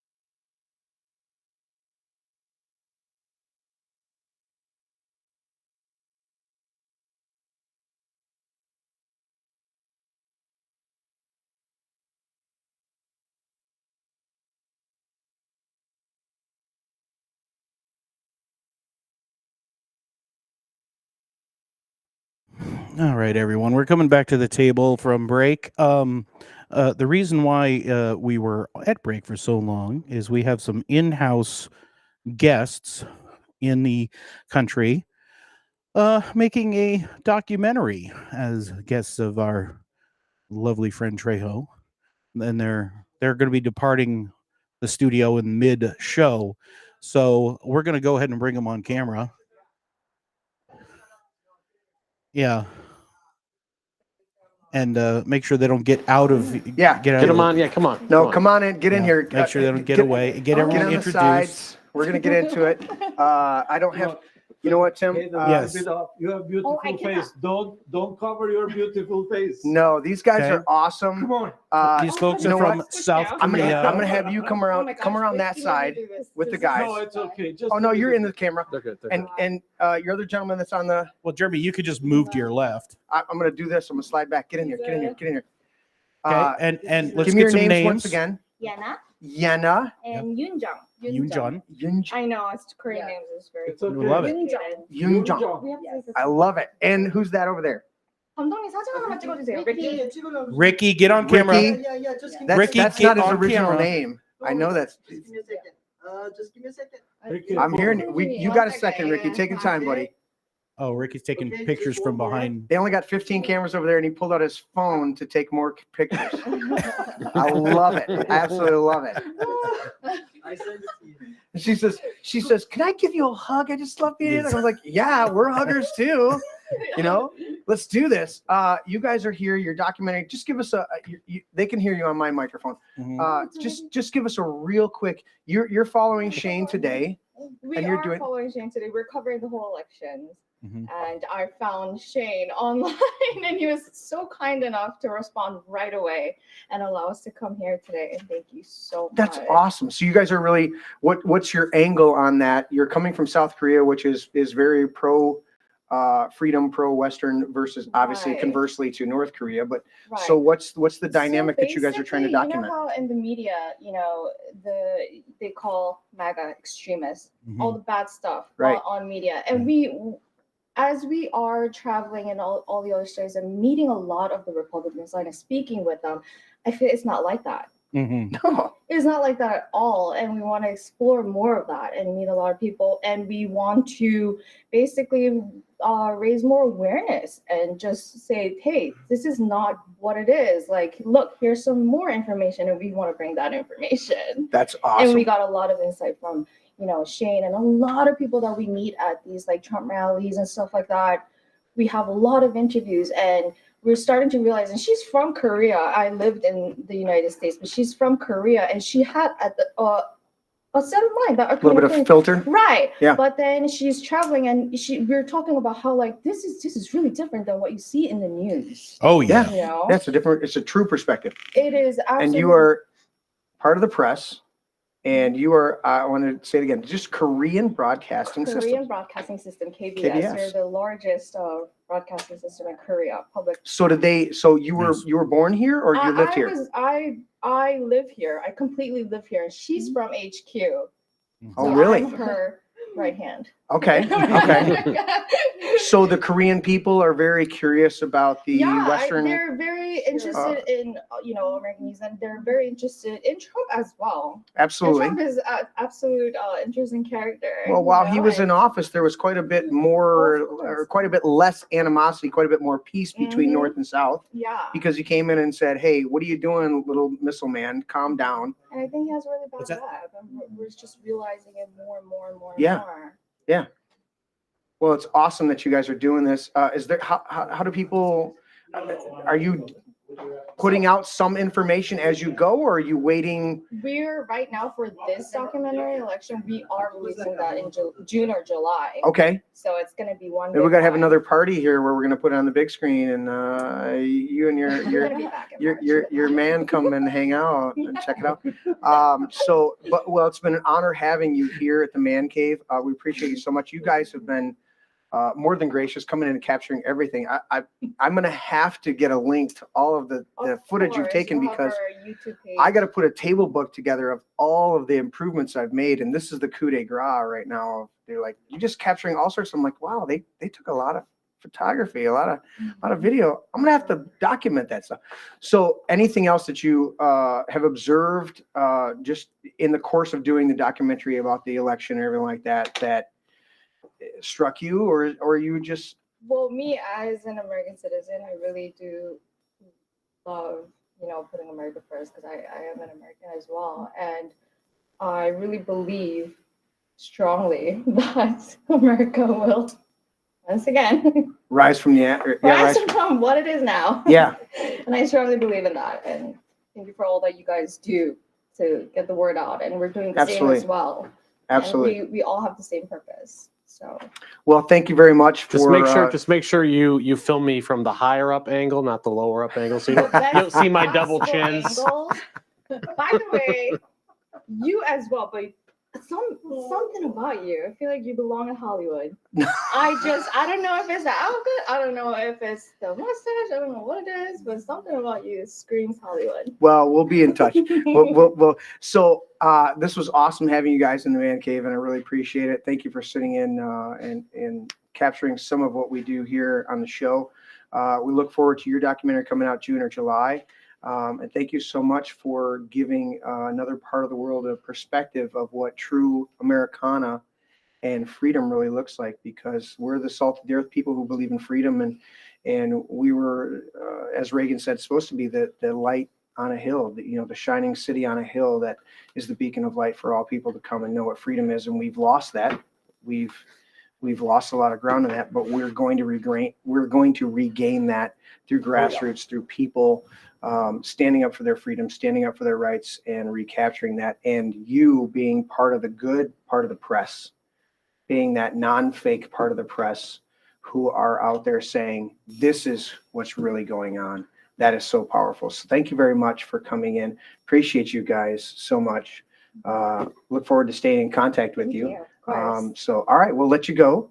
Okay. Thank you very much. Yeah. Thank you so much. Thank you so much. Thank you so much for having us today. Absolutely. Get all the hugs. The huggers.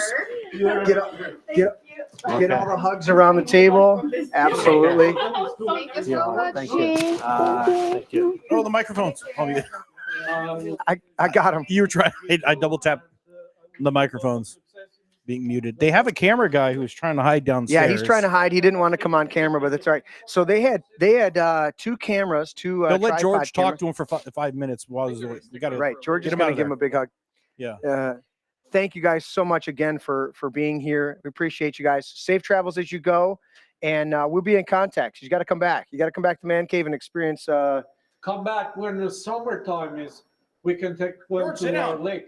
To the Right? lake. Yeah, we got to. Absolutely. Sit in your chair, George. He's yelling at you. All right. Thank you guys. Blessings on your travels as you go, and we'll be in touch. Thank you very much. All right.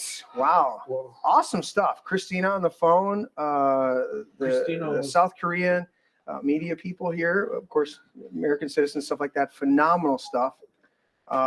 They're getting hugs from Tim now. Tim ain't letting them out without a hug. Tim ain't letting them out without a hug. Thank you guys so much for coming in here.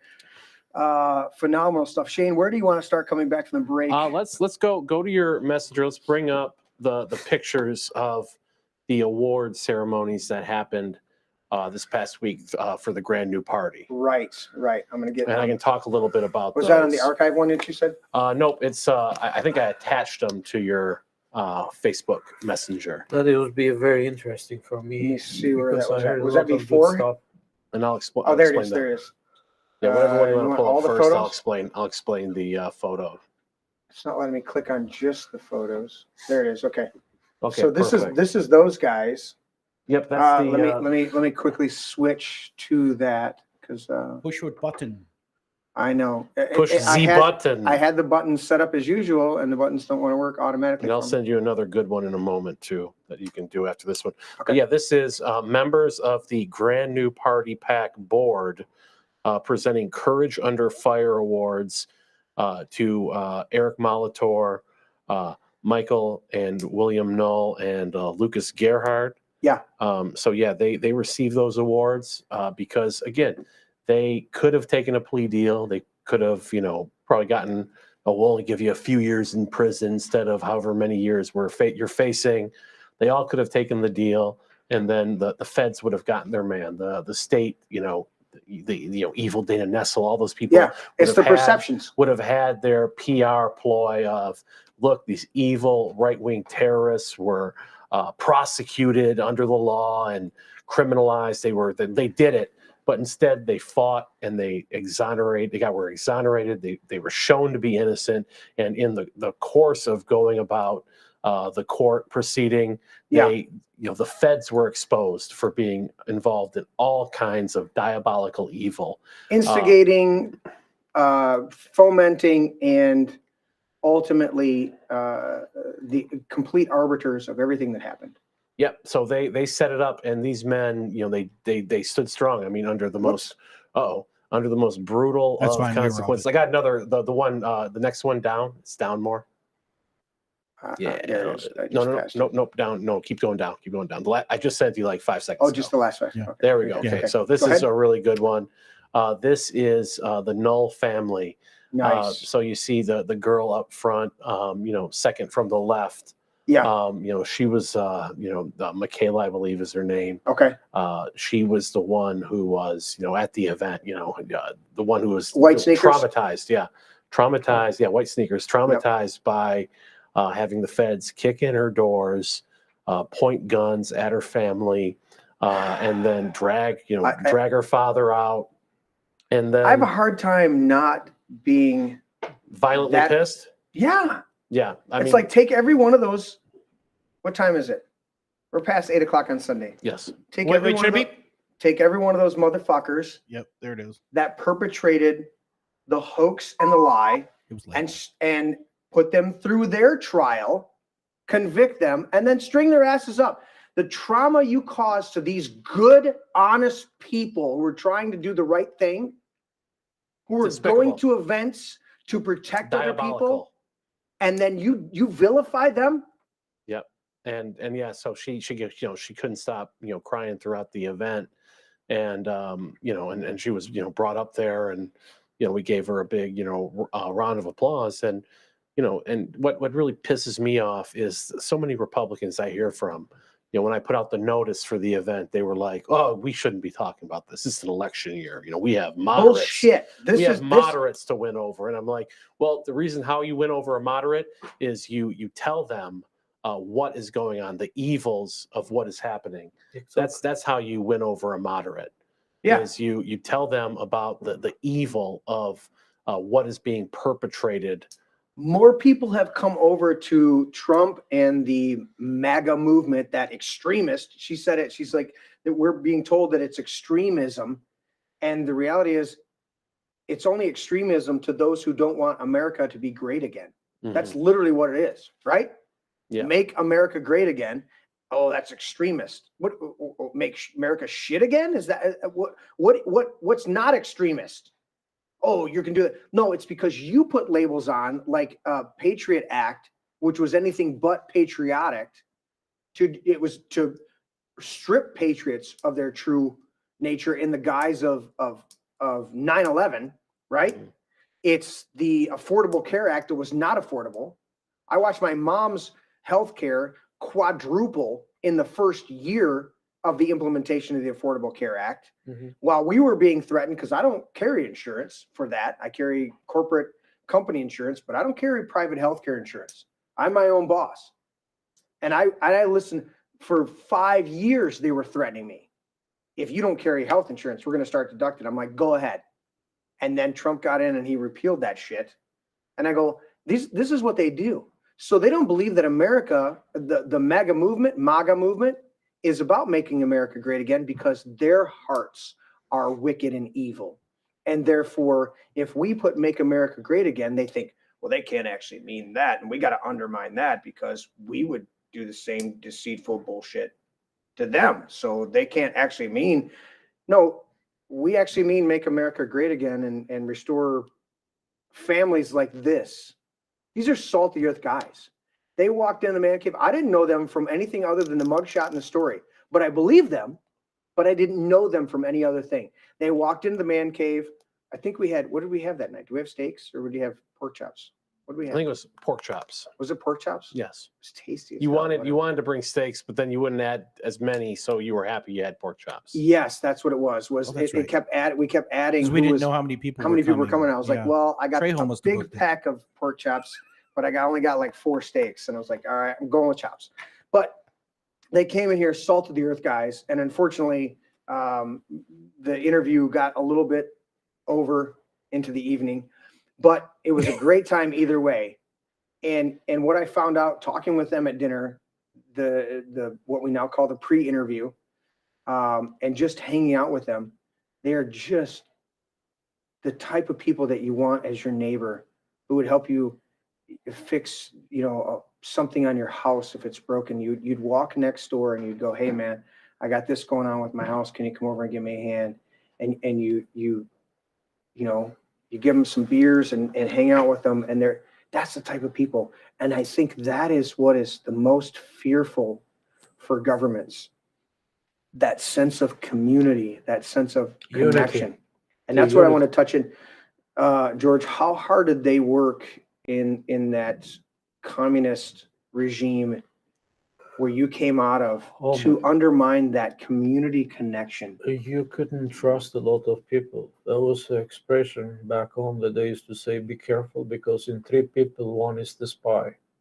Wow. In 3 people, 1 is Is a the spy. spy. They went so far in some cases that they put the brother against brother, or husband against wife, or wife against husband, to put them in jail. And especially the people that came back from study for a couple of years back in Russia, Bulgaria, Soviet Union was at this time, Czechoslovakia. So they were suspicious of the ones who went away for a little while and came Went back away because for they thought, and not only went away, but they brought also their wives. They got in love over there, and they got married, and they brought the wives from different countries. And most of those people, after a while, ended in jail. And this, I'm going to find it. Excuse me. I was going to hit your button. I show you is how they was a guy that he studied for mine engineer in Poland, and he married with a Poland lady. I know the guy. Okay. And they put the lady in a hospital and give to them antidepressant, and they destroy completely her mind, and they send her back in Poland. But she died over there, but she didn't know anymore what's going on. She left the kids. So they destroyed his wife to get to him. Yeah, they destroyed the wife because she was saying, no, he didn't do anything good.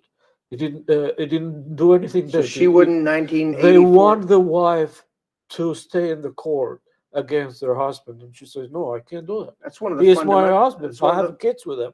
What did he do good bad over there? He didn't Right. do anything. No, everything was he was sabotaging. That's one of our fundamentals here in Yeah. America is you can't testify against your spouse. Oh no, is that Over there, fundamental? they want to do that.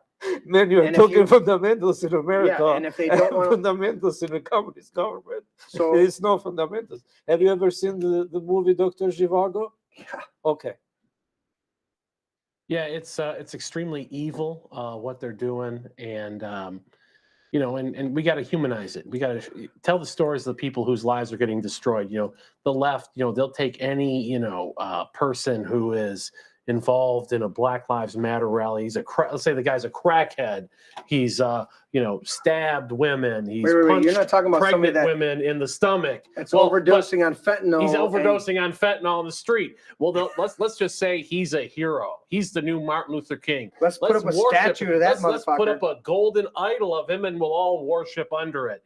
So that's what they do, and they're successful at it. So we need to take our real life people who get screwed over by the government, who are Yeah. good people, and Yeah. we need to make them into our heroes. We've done it with Kyle Rittenhouse Yep. very Kyle's effectively. fucking awesome. Everyone loves Kyle Rittenhouse. Everyone When's looks Kyle at him. coming on the show? I gotta figure that out. We'll make it happen. Let's We'll get make it done. We'll make it happen. Kyle's a badass. Yeah, dude. I love that so kid. we got Kyle Rittenhouse. We got these guys who were ensnared in the Whitmer Fednapping hoax. We need to do the same with them. We do with all these people. Shane, 15 out of 14 people in the Whitmer kidnapping case were feds. 15 of the 14. 15 out of 15 out of 30 out of 29 people. 15 were feds. Yeah, in that operation. That's yeah. over 51% were feds. Yeah. If they're over 51%, it's not grassroots led. Guys, go that way. Wait, there you go. Now they're lined up with me. George, you're just not centered in the camera. George is a leaner like me. George is a leaner like me. Yeah, he loves to get in on it. But yeah, there you go. But Lean back. you know exactly right, Shane. Yeah. And I want to profile that as long as we bring these people and humanize. That's what I loved about it. We're talking about it at the rallies that you had, the meetings, conferences. What do you call them? The conferences, rallies. What are they? Fundraising events. Fundraising right events. there. Oh yeah, you love that one. It's easier to fool the people than to convince them they've been fooled. Mark Twain. Mm-hmm. Exactly. But so you've had fundraising events for the Grand New Party. What does the Grand New Party do? And I'll tell people, listen, here, there's no secret here. I'm gonna look at people and judge them by their fruit. The fruit that I see coming out of the people that I still consider friends. Okay. Until you show me otherwise, I'm going to take you at your word and at your fruit. Shane has been one that has been a straight up honorable person to me, straight up. So I judge you by your fruit. What is the fruit of the Grand New Party? So much that George showed up and said, hey, what's with this Grand New Party? I want to meet this guy. And I said, well, he'll be here at 5. Now we were a little bit late in getting started with the show because we were complicated with the South. No, it wasn't you, Tim. The South Korean crew was here documenting, and so they're chatting us up here, checking out. They're taking pictures of the whole setup of the studio and the man cave and everything like that. And we're eating dinner downstairs. We're having great conversations. My kids were hanging out here. Both my sons were here hanging out, and my couple of grandsons were here, and my oldest son's wife was here. So there's all this interaction. But George came to meet you, Shane, and to figure out what's going on with the Grand New Party. Is the Grand New Party trying to replace the Republican Party, or is the Grand New Party just simply trying to do a play on words of the Grand Old Party and say, these are the candidates we've vetted, here's their platform, we're collecting money and supporting them, because you can only take so much in as a candidate, but a PAC can take in so much more and promote a candidate that can be grassroots and all this stuff. So give me quickly the platform of the Grand New Party and what they stand for, and then let's have some more discussion about that. Yeah, Grand New Party PAC is we're supporting Republican candidates. It's obviously a play on Grand Old Party, but we're not coming in. We're not coming in trying to take over the Republican Party. We're coming in and trying to support the best of what the Republican Party can be. So the two reps that we've endorsed thus far are Rep. Jim DeSena from Downriver area and Rep. Matt Maddock out of Milford. Okay. They have, I believe Matt Maddock has like a 98% conservative voting record according to the Rescue Michigan Index. Wait, is that the fruit? That's the fruit, exactly. I mean, going from scripture, you judge a tree by its fruit. Is that 98% conservative vote? It's pretty good, ain't it? Sounds like fruit. Yeah. And Jim DeSena, who I believe is around 92%. So, we're supporting the best of the best. And a lot of these people who are the best of the best in Lansing, oftentimes they're on an island. They're not isolated. They're isolated. They're not, what they do is not showcased and made accessible to the average conservative for obvious reasons. Right. So we're doing that. We're building a brand around these great conservatives, and we're supporting candidates at the school board, county commission, and state house levels who embody these goals. So in order to get the people in there who are similar to Jim DeSena and Matt Maddock, we've made extremely comprehensive candidate vetting surveys that we believe are the most comprehensive of any in the nation. All available on Grand New PAC, GNP. GNPPAC.com. It's all available. GNPPC.com. And so, and you can go to GNP, maybe you can pull it up, Tim. It's GNPPAC.com/candidate-vetting. And we have, And you have the profiles on there, their voting records, or no, or right their now we have, these are the surveys. So we have surveys on there for State House, County Commission, and School Board. So if you have a candidate, you know of a candidate who is either they're super grassroots and they really would like support from us, have them fill it out, and we will get in contact with them. We will vet them further. We'll give them an interview. Sorry, was there a dash in there? Dash, yes, candidate dash vetting. Oh, no, GNCPAC. Or no, GNPPAC, GNPPAC.com/candidate-vetting. We just get to the homepage first. Yeah. Yes, there we go. So we, if you have a candidate who is rock solid, who really needs the support, have them fill it out. Conservative, we'll get in contact with them. Grassroots. Yep. Or if you know of a candidate who is a little squirrely, you pressure them with this vetting survey. Why won't they go on the record and talk about these issues? So that's what we want to do. Not only make it something that will bring up our champions and give light to the people who we know are great, but we want to use this as a mechanism that will drag all the rest of the people further to the right. We want to make sure that this is something that will be hung over their heads. Why aren't they willing to go on the record and say that they're conservative? Yeah. So we want this to be something that is just continuously driving the Republican Party to the right. Brand New Party PAC has not gotten involved in any of the intra-Republican Party squabbles. We've gone to local Republicans and been like, hey, work with us. Give us information. We can help you. No strings attached. Just let us know who are the good guys in your area so we know who to support. Nice. That's what we've been doing for almost a year and a half now. Okay. And I think after these last events over the past year or over the past week, the events we've had, the 3 Washington Day dinners, I think people are realizing, wow, these guys are doing great work. These guys are highlighting the best of what the Republican Party has to offer, and they're seeing our fruits, and they're liking that. So your party PAC is not trying to subvert the Republican Party. You're trying to highlight those who align themselves with the majority of the Republican Party platform, the conservative platform. Yes. They're not always simultaneously, so we have to draw a distinction. And saying, here's a survey of their political leanings, their conservative values, assess it for yourself, take a look at that, and then make your decision when voting. But these are the people that we've vetted. Yes.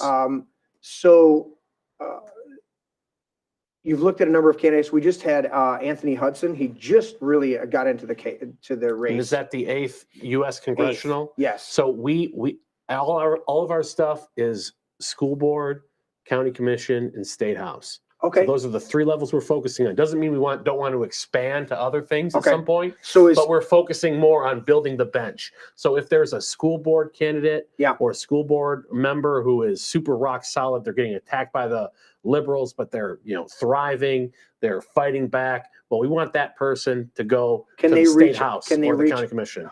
Can they reach out to you through the website? Absolutely, yeah. There's contact form on the website. Okay. So if you can't find anything on the website, the contact form is easy. Reach out to us. We will be in touch with you. We want to help you as much as we can, whether it's with an endorsement, with its contribution, with its boots on the ground. Yeah. We're there to serve you. At this point, is it kind of exclusive to Michigan, or are you guys looking to branch out? Michigan. Just Michigan. Again, of course, we want to, if we could take this national, international, intergalactic, we would love to. Right. But right now we're focusing on just building up locally and building this infrastructure locally. Being nonpartisan, not part of the actual Republican Party, you can vet some of the school board and some of the nonpartisan positions throughout the state.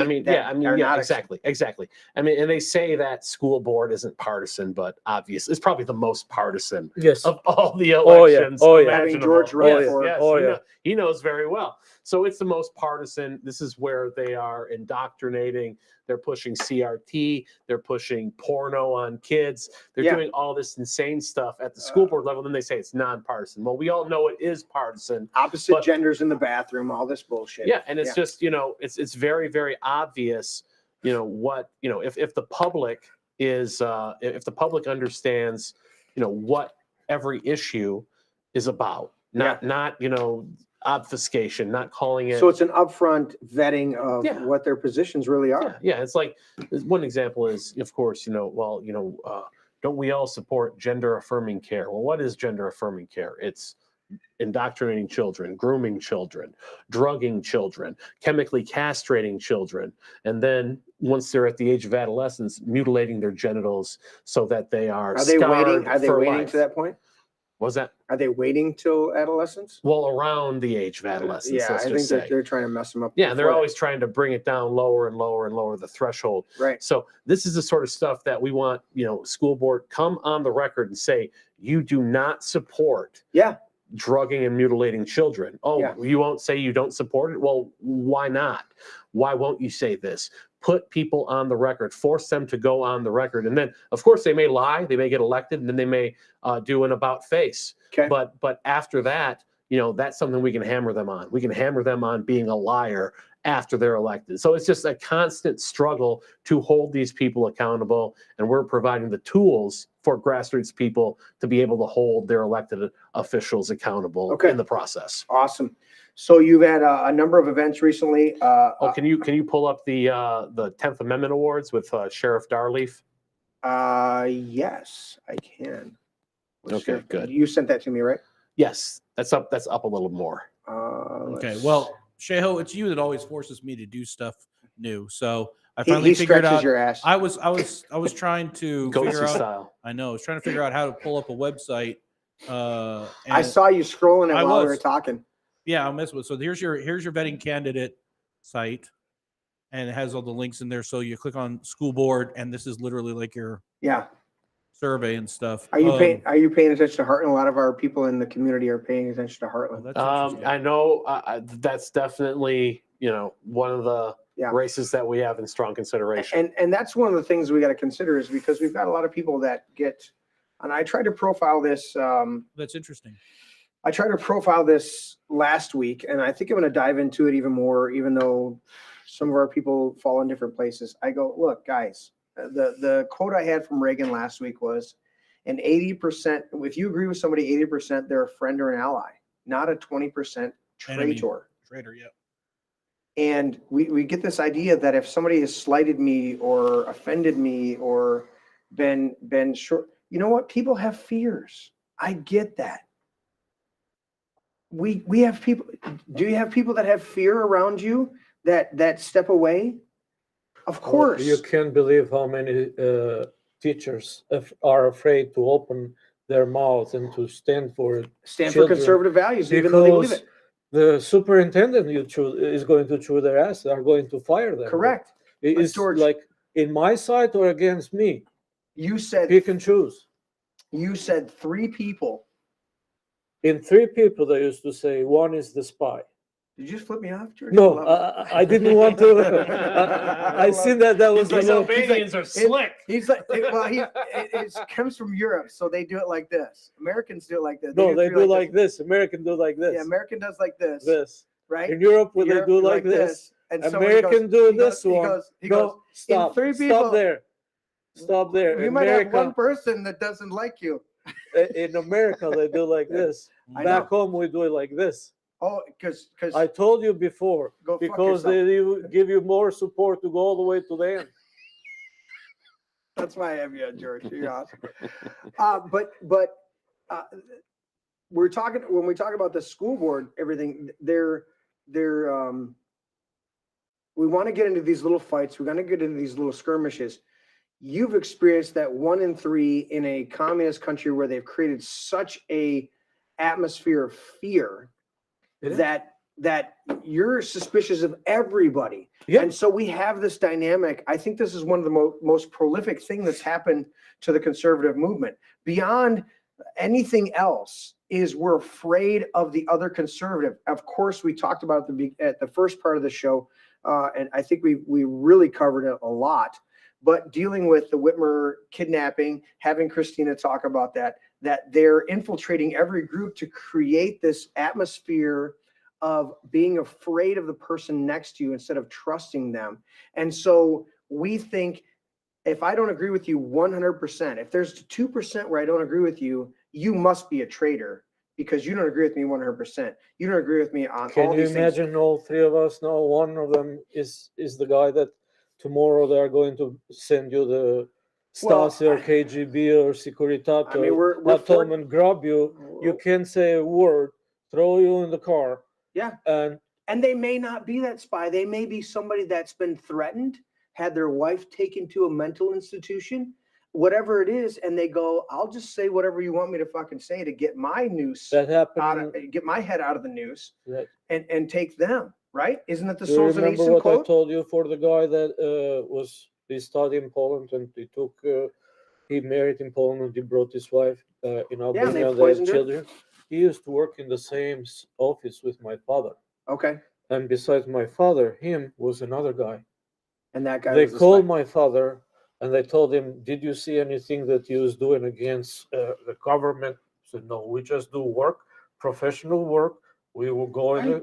My father was coal mine engineer. The next guy, he was afraid. The next guy stood in the court against him and say, yeah, I seen him. He was sabotaging. Because they're trying to protect themselves. It's the Solzhenitsyn thing. They came for this group and I wasn't part of that group. They came for this group. I wasn't part of that group. And then they finally came for me and there was nobody left because I betrayed all these other people out of fear, not because they actually did anything wrong. And that is the tyranny of the state. And what they've convinced us to do in the conservative movement is have the tyranny of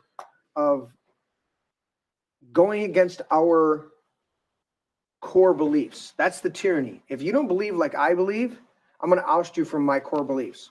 Well, do you believe in America first? Do you believe in freedom? Do you believe in the Constitution? Do you believe in unalienable rights? You Do you almost believe? said it wrong. I know. Unalienable rights. Do you believe in all the dynamics of what it means to be 1776? Do you believe in all of that? Well, yeah, but you don't exactly believe with me on this or that. Oh, so we're going to fight about this? Well, the he, them, they fucking whack jobs come in here and change our bathrooms? Really? You've lost the battle. I want to agree with you wherever we can agree and work together. And if I agree with you 80%, then you're a friend or an ally. I believe in that quote from Reagan. You're not a 20% traitor. Well, you don't believe with me on this. Well, where were you 5 years ago? Well, I was, no, this is it. And so that's what I'm looking at with you, Shane. Can you bring up the, on that note, I got the 10th guys Amendment right there. awards? Okay, Yeah. yes. Let me see if my work buttons are working now. Not quite. Hit that fucker hard. I'm pushing the buttons. Look at it popped up a thing over there on the side that has nothing to do with what I was pushing up, but it clicked the buttons. You broke it? Great. Now you know what? I'm gonna try it. Last week, now you're on another screen that isn't the right scope. Oh no! Shit. It's not even the right fucking screen. You should delete that. No, Christina was awesome tonight. I don't know how to get rid of this other fucking whatever this is. This is technology. My bad. I'm sorry. I cussed. You look up the definitions. Okay. I don't know how to get rid of that. Uh-oh. There. Oh, I got it. Okay. Maybe it's just one button that's not working. No, it's still it's still not on though. Well, Tim hasn't switched it, but it's here. Oh, okay. Yeah, so Tim's got to switch. I haven't done He's that. waiting for me to I'm not waiting have it for fucked him up to on my quit fucking end. up. Okay. Yes. As soon as it's not fucked up on my end, as Okay. it is. I'll explain So what this is. You've got Wes Nakagiri, Deaton. No, it's not Deaton. Fiani. Fiani's next. Okay. I can't think of. Larry, No, Curdy, and Mo. no, I know that he's commissioner. I've shook his hands multiple times. Frank Sample. Frank Sample. Thank you. Yes. Okay. So you got Wes Nakagiri, Frank Sample, Nick Fiani. Roger Deaton. Are holding the award? No, that's not All right. Roger. That's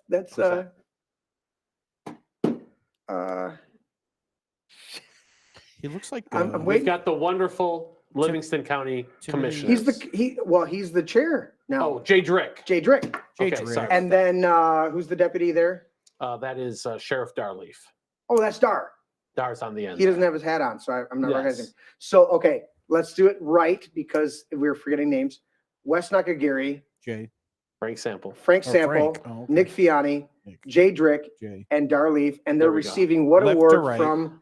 They are receiving the 10th Amendment Award for standing against unconstitutional gun control. Nice. Absolutely. And all of our county commissioners voted unanimously. Yeah, Mhm. I was over there. We had multiple meetings where we went there and spoke to the council, and they were mostly, well, I say they were all in agreement with us. Mostly, there was a couple people that wanted to hear, but the vast majority of them believed in this. What it was not necessarily the gun rights aspect of it. It was how far do we go to save the state? Go fuck yourself. Yeah, That's really what it came down stand to. up and- against the things that doesn't make sense. So why I Exactly. love this award ceremony is because as I told the ladies in South Korea earlier, that I got my start in this movement with Ron Paul for president back in 2012. Oh, So you are just a right-wing fucking conspirator, aren't you? I've been part of all kinds shit. of crazy shit from the I start. bet you want to audit the Fed and hold the FBI accountable. And the Fed. Oh, and the Fed. And the Holy Fed. shit. You're on 5 or 6 major lists. I'm on all the lists. Oh my goodness. Can you even fly across the country at this I- point? You're on all Oh those my that matter. God. I want to keep flying, so I don't want to bring it up. But but yeah, so that's why I've been wanting to do a 10th Amendment dinner or 10th Amendment awards to people who stood up and nullified unconstitutional acts. I used to think unconstitutional acts at the federal level because we had a Republican government, but now we have a Democrat government. So now we need counties and cities to say, no, we're not going to go along with the regime in Lansing. And, that's a lot to ask of a Republican official. These people, they get elected, they want to shake hands, kiss babies. They want, bring in the homecoming Smoosh. king. Or Bring kiss in the hands and shake homecoming king. babies. We'll get a nice photo op with him. Bring in some firemen. You guys are heroes. Let's get a photo op. That's the kind of stuff that they want to do once they're elected. They don't want to actually interpose themselves against. They don't want to stand up for anything. No, they just want to go along to get along and get some payola on the end of it. So to have a county commission and a county sheriff who unite and say, no, we're gonna As make well a as our stand. DA. Yes, exactly. As well as the Yeah. DA. So the whole county uniting and saying, no, we will not enforce this here.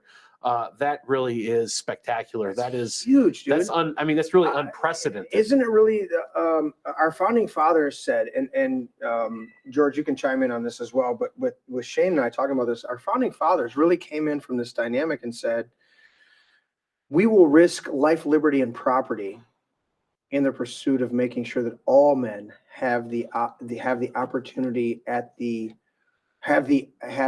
opportunity to access all of the freedoms that mankind is endowed with by their creator. Right? Mhm. They were like, look, we've achieved success. We have property. We have built a lifestyle for ourselves. That means nothing, and we will risk it all in order to make sure that everybody whether they yes, appreciate it or yes, not, whether yes. they realize it or not, have the same opportunity, not the same outcome, right? Mhm. But the same opportunity at freedom. I remember the quote from Abraham Lincoln. Abraham Lincoln, at the time that he became president, and I have a couple things I could say about him, but overall, he said, look, America will never be conquered because 75% of the country is self-sustaining, self-proprietors. They're people who own their own businesses, and the other 25% are working for them in the pursuit of establishing their own private enterprise. And that has been the strength of our country. I think of the truckers right now boycotting New York City or New York State, really. And there's vast majority. They're going to Texas too. And they're saying, look, we just won't accept your load. You can't force us to haul your load to your state. We'll haul it to wherever.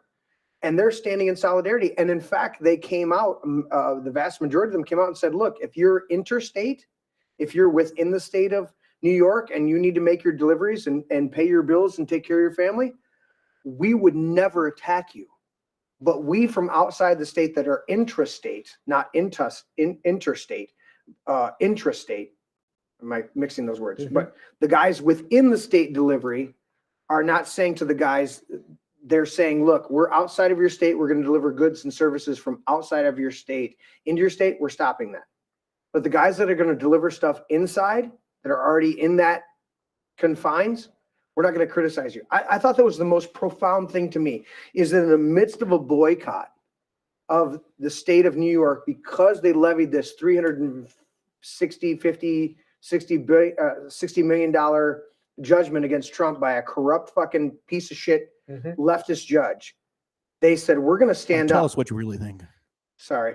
It's going to take about 2 weeks, maybe 3 weeks to really filter through, but they said, we're not going to accept deliveries. And they don't fucking have a clue out there. They're going to go on their knees. The leftists came out and they don't have a clue that the vast majority of the trucking industry is private owned.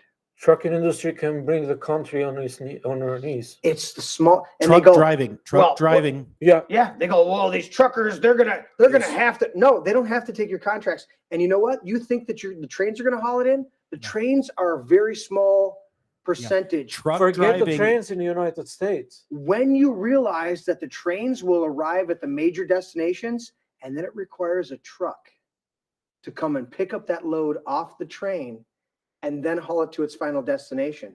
We don't have train depots to every little Home Depot and Walmart out there, all these corporate conglomerates out there. We don't have that. So I think of that dynamic when we think of our founding fathers who risked life, liberty, and property to stand up for what was right.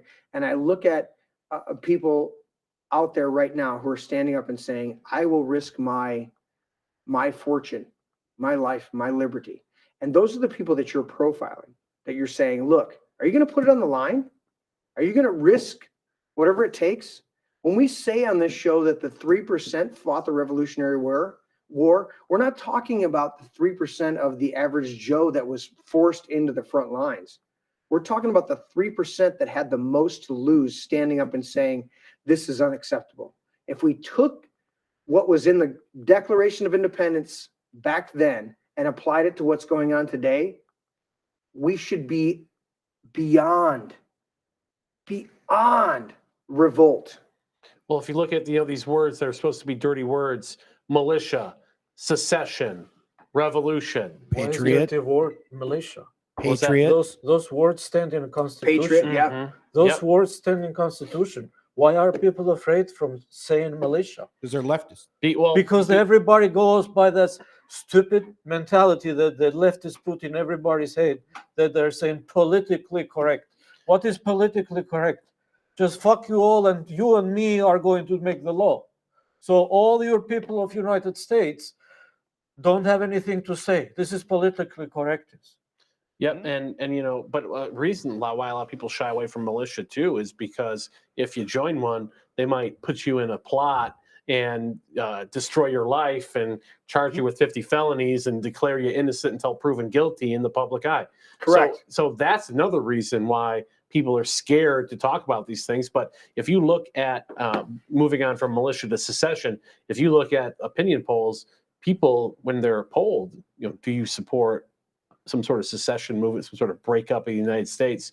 There's a shockingly high percentage of people who do. Because what do we have in common with the isolated population center of these big cities? The big blue cities. If you look at these big blue cities that are all bankrupt, that are all underwater, that are all rife with crime, that are all nothing. Yeah, they're draining resources from the outer communities. When you break it down by county, when you look at it by state, it's very blue, right? We're what, 40-60 blue states versus red states?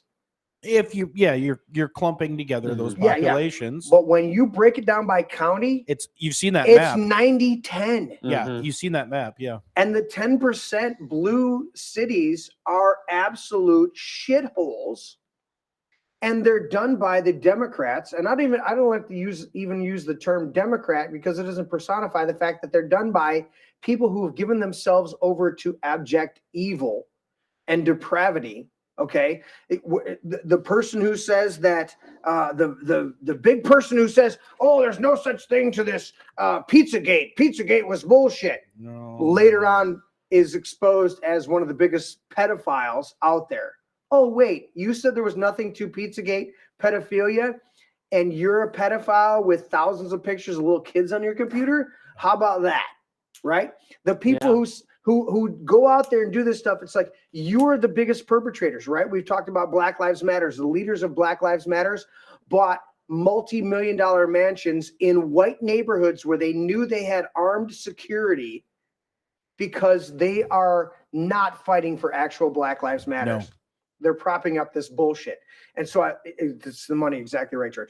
But so this is the dynamic we're looking at, is if we can't come together, and I don't want you to trust in me. There's a dynamics between trusting in me, right? That's the snake from Jungle Book. Trust in me, because I'm going to coil you up and suffocate you and swallow you, versus trusting my fruit. That's what Jesus said. Trust the fruit. What is the fruit? Well, what's the fruit is, here's what I'm eating. If at a certain point the tree goes bad, okay, then you see the fruit go bad and then you look at it. But the reality is, what's the fruit being produced right now? It's an interesting thing in this dynamic of being conspiratorial, looking at conspiracy theories, right? That we get so deep in the weeds when we first start out in it that everybody is suspect, right? Alex Jones is controlled opposition. Well, if he's controlled opposition, he's doing a really shitty job. He is very uncontrollable, controlled opposition. If he was controlled opposition, I don't think they'd be saying you have to pay $1.5 billion. Correct. Right? Oh, all of a sudden these guys, Joe Rogan's waking up and Tucker Carlson, he interviewed Putin. Well, so did fucking multiple other people interviewed him. Doesn't matter who. It's like, he had the guts and the balls to go and knock on his door and say, hey, can you talk to me? Some cojones. Why didn't somebody else from mainstream media didn't make that? Because Putin would have probably given them a 28-minute lecture on the history of Russia and how it was a Christian nation long before communism came in, and that he was brought up under communism. Once he saw what the truth was, he became a believer and promotes ideals of the Orthodox Christianity that's there in their nation. He is very religious. And says that we need to promote the family and reject these transgender LGBTQ bullshit. Bastards. And that's his main platform. And he's like, listen, if you don't attack me, I'm going to leave you alone. But if you come on my border and you say we're gonna launch missiles after you told me you wouldn't do that, I'm going to tell you to fuck off, and I'm going to send troops in, right? And he's winning the war in Ukraine. Oh, yeah. To the point that with billions of our tax dollars sent over to Ukraine, they're secretly trying to negotiate a truce or a ceasefire with Putin because he's won. They are losing their butt there, and the Ukrainian they don't want to go anymore to get mobilized, to go soldier, to get killed. Over there, before World War II, Ukraine was the breadbasket and the central heart of Russia. The vast majority of Ukraine was the origin of the Russian people. They had a referendum back in 2012, 2014, just before the coup. 12 to rejoin Russia, and Russia said, why don't you just stay your own independent state, because we don't necessarily want to absorb you like the Communist Party kept doing. He was smart. He was smart when they told them, you don't come anymore in Russia, because he didn't trust anymore how much shit was in Ukraine. Correct. And he didn't want all the bugs to go through Russia and turn everything upside down. Correct. But on the flip, I agree with you 100%. On the flip side of that, the Ukrainian people voted a referendum to leave the government of Ukraine and become their own state or join with Russia. And the only opposition was Russia said, we don't want to take you, but do your own thing. And they didn't do their own thing. And now Ukraine, the vast majority of Ukraine, what we call Ukraine, is not Vladimir Zelenko piano playing. It's not piano playing. He was a dick dancer. A dick dancer. Yeah. But these are perceptions that we have in this country, and if we don't dig through this, if we don't filter through this shit, so it's one thing. Let me ask this question, thrown out with you guys. Very, very intelligent, well-spoken. How difficult is it to sift through the bullshit to get to the truth of the vast majority of the ideas and concepts that are being thrown out there with the media? And here's my caveat on this.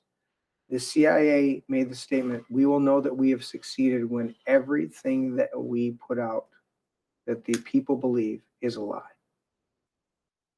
So looking at the American electoral system, looking at Whitmer kidnapping, looking at Jan 6, looking at 9/11, looking at even going back to the Gulf of Tonkin, looking at all the things that have happened in Europe, Asia, the Middle East.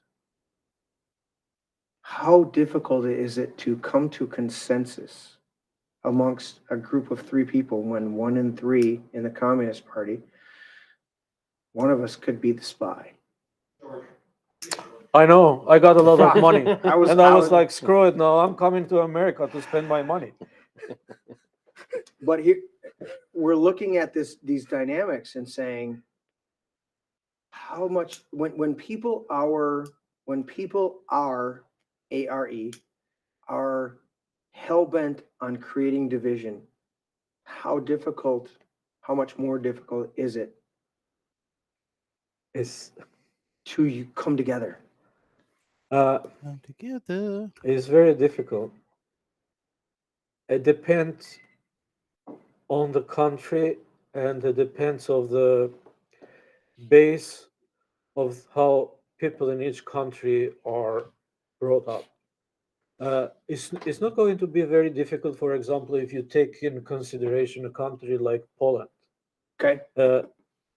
Anti-communist government protests starting in Poland. Do you remember with Lake Walesa? Yeah, was it 80? Yeah. 79, 80? Yeah. And Poland is a very strong country. They believe that in their roots. They are Catholic. They believe in their roots. Mm-hmm. They told to all European Union, this is for immigrants Which that are one was coming that? illegal. Was it this one or was it this no, this one? Was that one? Okay. The shocker for I him. gotta make sure the shocker. Yeah. And over there is no. But there are other countries. Since last week, a friend of mine doesn't talk with me anymore in Germany because I was talking with him about politics, and he said to me, "You still think that Trump is a good guy?" Of course, I said. The time of Trump was in government and it was running United States. Right. We had the best years. Hell yeah. And he That's said, the fruit. Okay, but do you know what he told me? Because What? he watched CNN or MSNBC or Fuck those people. Deutsche Welle or whatever they have over there in Germany or RT. No, RT is Russian. RN. Yeah. He told me, you support a very heavy criminal. I will show to you later. Oh, you mean all the false indictments that have come through? Yeah, you support very heavy criminal that is Trump, but it's your solution, it's your choice. Do whatever you want. And he cut off communication. Don't talk with me anymore. Wow. Can you believe that? I can believe Good friend of mine. Because He used people to get take into me. fear. He used to take me hunting when I was going in Germany. We used to go and sit and drink beer, and this is how bad their brain is washed. Wow. And again, I go with that you have over there for Mark Twain. Yeah. That is much more difficult to wake fucking people up, to make them think that they are brainwashed than to say to them, to tell them a lie and they believe it. Right. They'd rather believe the lie than wake up. You have to think that is being done since after World War II, when America started rebuilding Europe. Yeah. They put everything little by little, have everything under control. I sent you also another picture that was showing. Wasn't the one with the ass, right? Yeah, Uncle Sam was this ass, and the lady with the green was coming out of it. Green dress. I'm gonna click on it. I don't know if it was kind of disturbing. Somehow somebody high up in German government, and she is from the Green Party. You know what the Green Party is over there? Is pretty much tree huggers that we call here. Oh, what is that? Look, she's coming out. No, what's that say? What's that say on the bottom? All right, I'm gonna go to this, Tim. We're gonna. is saying one picture tell more words, I'm more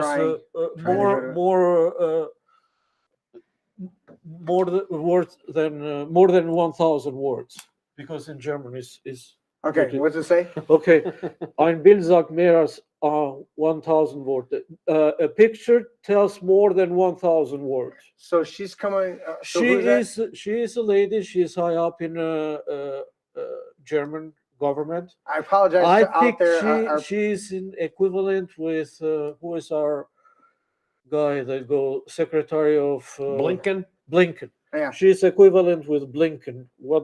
I don't know what they call. She's Secretary of State or whatever. now Blinken's Secretary of Defense, right? No. It's Secretary of shit. Secretary Interior? of Defense is that. Is Blinken Secretary of State? Pretty sure he is. Yeah. Yeah, Secretary. Secretary Blinken, no, of is, the Interior of the Cold All War? I think of is these fucking No, it's not Secretary. cross-dressing freaks Anyway, that we've got. he is like in their government they call like Minister for outside of Germany. I can't take this fucking no, picture. so and this- use this, well, use this no, wait, picture. wait, so They are this- pretty this much the woman- Germans are putting this is in Germany, and they are saying she's coming from Uncle Sam's ass. Literally, Yeah. literally above my head. She is Is the Secretary of the Interior. Interior. Oh I literally have a woman coming out of the ass of like right here. Yeah, I Uncle literally Sam. have a woman coming out of the ass of Uncle Sam But look, the on the point, screen. point behind is me. though, like, I'm fucking imagine, disturbed. with the whole Nord Stream bombing, everyone knows the U.S. did it. Yeah. Everyone knows it, and none of the German officials will admit it. They Nope. won't. They won't acknowledge it. They Yeah. don't want it investigated.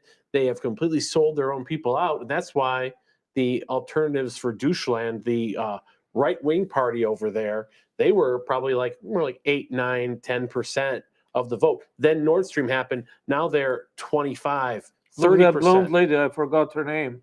She's right wing. The one in She, the- she speaks all the time in. Her one name in the is ass? the U.S. No, turd. no. The blonde lady that is right wing in the Okay. government. She is very sharp. She's a doctor. Did you just call I have Deutschland to find her Deutschland on picture. He purpose? did. I But love it. She is. Is it a Freudian slip? And can you Shane? believe I Called was to him? Deutschland, I say, Deutschland. listen, my friend. I said, you have your own political ideas, and I respect you for what you have. You have to respect me for what I have. Why Right. you want to block? Because we don't believe in the same shit. Exactly. But no, he was No, but like, there's disrespect in that. yeah, and he was like, Shane stop. Shane was Tim was just commenting on the fact that you called it Doucheland versus Deutschland. I said Deutschland. You said Doucheland versus Deutschland. Did you do that on Yeah. purpose? It must have been a Freudian slip I or thought something I like said that. Deutschland. No, you said Doucheland. You said Doucheland, and I was like, I'm gonna let that go for a minute. And then I'm like, no, I'm not going to let that go. Doucheland. Well, Well, my, you know my what? apologies to the great German people. I No, admire no, them. no. Well, Don't German- be apologizing German to the people people. are You've great already people. been They have a good lambasted for your history. Aryan They are very connections. educated. Just If call you them see, Deutschland and let it go. compared to that, they go by the rules. They don't break the rules. Germany is a very beautiful country. But I'm talking with another friend of mine. He's saying we're not supposed to say that we are German. No, we can't stand up and say We we can't are say German. we're for America first. We Yeah. gotta open our borders and let our children's genitals be mutilated. Mhm. The fuck. And but I'll comment on the whole media thing, the brainwashing. Of course, yeah, they're brainwashing everyone. It's awful, but at the same time, you notice that there are independent media figures who are rising up. You see This Is My Brain, for instance. There's a lot This of show right here. This Is My Brain I mean, on the saying, cutting edge, like on I the told cutting edge. like I told the South Koreans. Yeah. Cutting edge stuff. Cutting going on edge here. shit. But there are these sort of operations that are popping up everywhere, and they're getting cult followings. You look at probably the biggest example is, Joe Rogan. How many 10 million, 15 And million he's moving people? more and more and more conservative Yeah. America first. Yep, and he's gaining Because he's wisdom. learning. Yep, he's gaining He's wisdom. not being indoctrinated. He's learning for He's- himself. He's discovering himself. He's understanding more and more of what's Yeah. going on. Tucker Carlson, he's got tens of millions. Those are just two examples. Russell Brand, he's got a following in the UK of millions of people. Those three guys right there. You just Joe hit my Rogan, guilty pleasure. Joe Rogan, Russell Brand, Tucker Carlson, right? They have to have an Alex Jones who is bombastic and over the top. Yeah. A Donald Trump who's bombastic and over the top to wake them the fuck up And to what's actually going in. Move in the right direction. And then they move in the right direction. And they go, holy shit, this is fucked up. We will do our articulate best to bring this to the forefront. And they're doing it. And they're waking up far more people. And look, and who'd have thought, if you said 2-3 years ago that, okay, well, there's going to be Elon Musk is going to do a hostile takeover of Twitter. That's great. And then he's going to go on a podcast with Alex Jones where they're going to Did you see him? He keeps chiming in talk on the shit about the same things and basically agree on 90% of everything. Are you would have hearing? thought 3 years ago that could No, be a it would reality. never happen. Never. Do you keep hearing him chime in as his alter ego on X? Oh yeah. They're doing X Spaces. Oh yeah. And he keeps popping in with some as whatever his alter ego is, whatever Yeah. the fuck it is. I don't even Yeah. know. I But thought he's it chopping. was He's like, scam. well, the way that this is, and he comes in there and like, and this is, and Alex will chime in. He goes, and this is not Elon. This is some other guy. Sounds a lot like Elon and has the mentality of Elon, but it's not Elon. But the conversation continues, and it's phenomenal. And so many people are coalescing. Mhm. There was the one Elon in his alter ego. David Icke is on Alex Jones doing an interview. They opened it up to an X Spaces, and Elon comes in as his alter ego, and they have this conversation about AI and a whole bunch of other stuff. It was fucking awesome. I was riveted. I was working in the back here of the man cave working on stuff, and I'm riveted to David Icke, Alex Jones, Elon Musk, and a couple other people chimed in, but it was the majority of it was them. And I'm like, these are the thinkers. Because when I look at David Icke, Alex Jones, and Elon Musk, I don't look at them as these Hollywood puffed up fucking actors, right? I look at them at 3 peas in a pod. These are people who are so consumed with their thought processes of analyzing what's put in front of them or what they research that they're extremists. David Icke is an extremist because he researched and researched and researched, and then he pontificates what he's researched. Alex Jones is an extremist because he's researched and researched their plan, the leftist plans. We gotta look at all the leftist plans and these globalists and these fucking whack jobs that are doing all this shit out there. New World Order. New World Order and these fucking people. And he's at it, and Elon Musk is going, you know what? I don't really understand what's going on, but I wanna have a place where people can talk free and they want to be able to express themselves. And if I've got to do a hostile takeover on X, then I guess that's what I'll have to do is do a hostile takeover. And then they can, you know what, if they got a problem with that and subscribers or sponsors want to leave and they don't want to buy advertising dollars, then they can go fuck themselves. Mm-hmm. Right? Is Elon? So these are the dynamics we're looking at. And I'm going, there is an emerging class of people who literally are our founding fathers. Alex Jones' trial, Donald Trump's trial, Roger Stone, Rudy Giuliani, okay? Elon Musk with buying Twitter and watching them,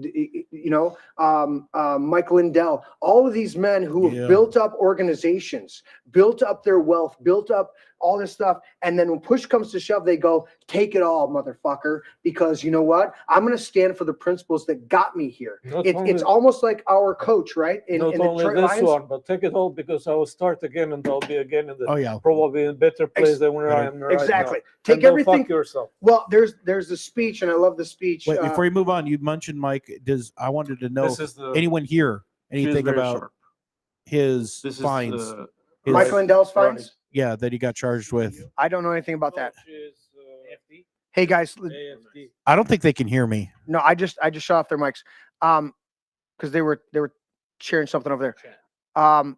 What's the thing with Mike Lindell? He got fined a bunch of shit. Yeah, do you know if he's repealing his settlement? A judge guarantee told his- him to pay fines because somebody proved the election denier information debunked. Did you guys hear of any of that? I haven't heard of any of that. Do you have more information on that, or are you I just thought asking? maybe Trejo may have. Lindell? I like Mike Lindell. I like him a lot, but some of the things he says might not be the most accurate. So you're False. saying Fair that enough. you're saying that what is it? No.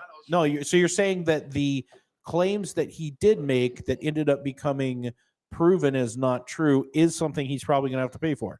I don't pull punches when it comes to truth. I think they'll screw him. I mean, I don't think he ever published anything falsely, maliciously at all. Some judge told him he's going to pay like $5 million. But they're going to make him pay. I mean, whether he did or didn't, they're going to screw him and make him pay. Okay. I don't think he's ever put out any false information maliciously, but some of the stuff he has put out hasn't necessarily turned out to be true.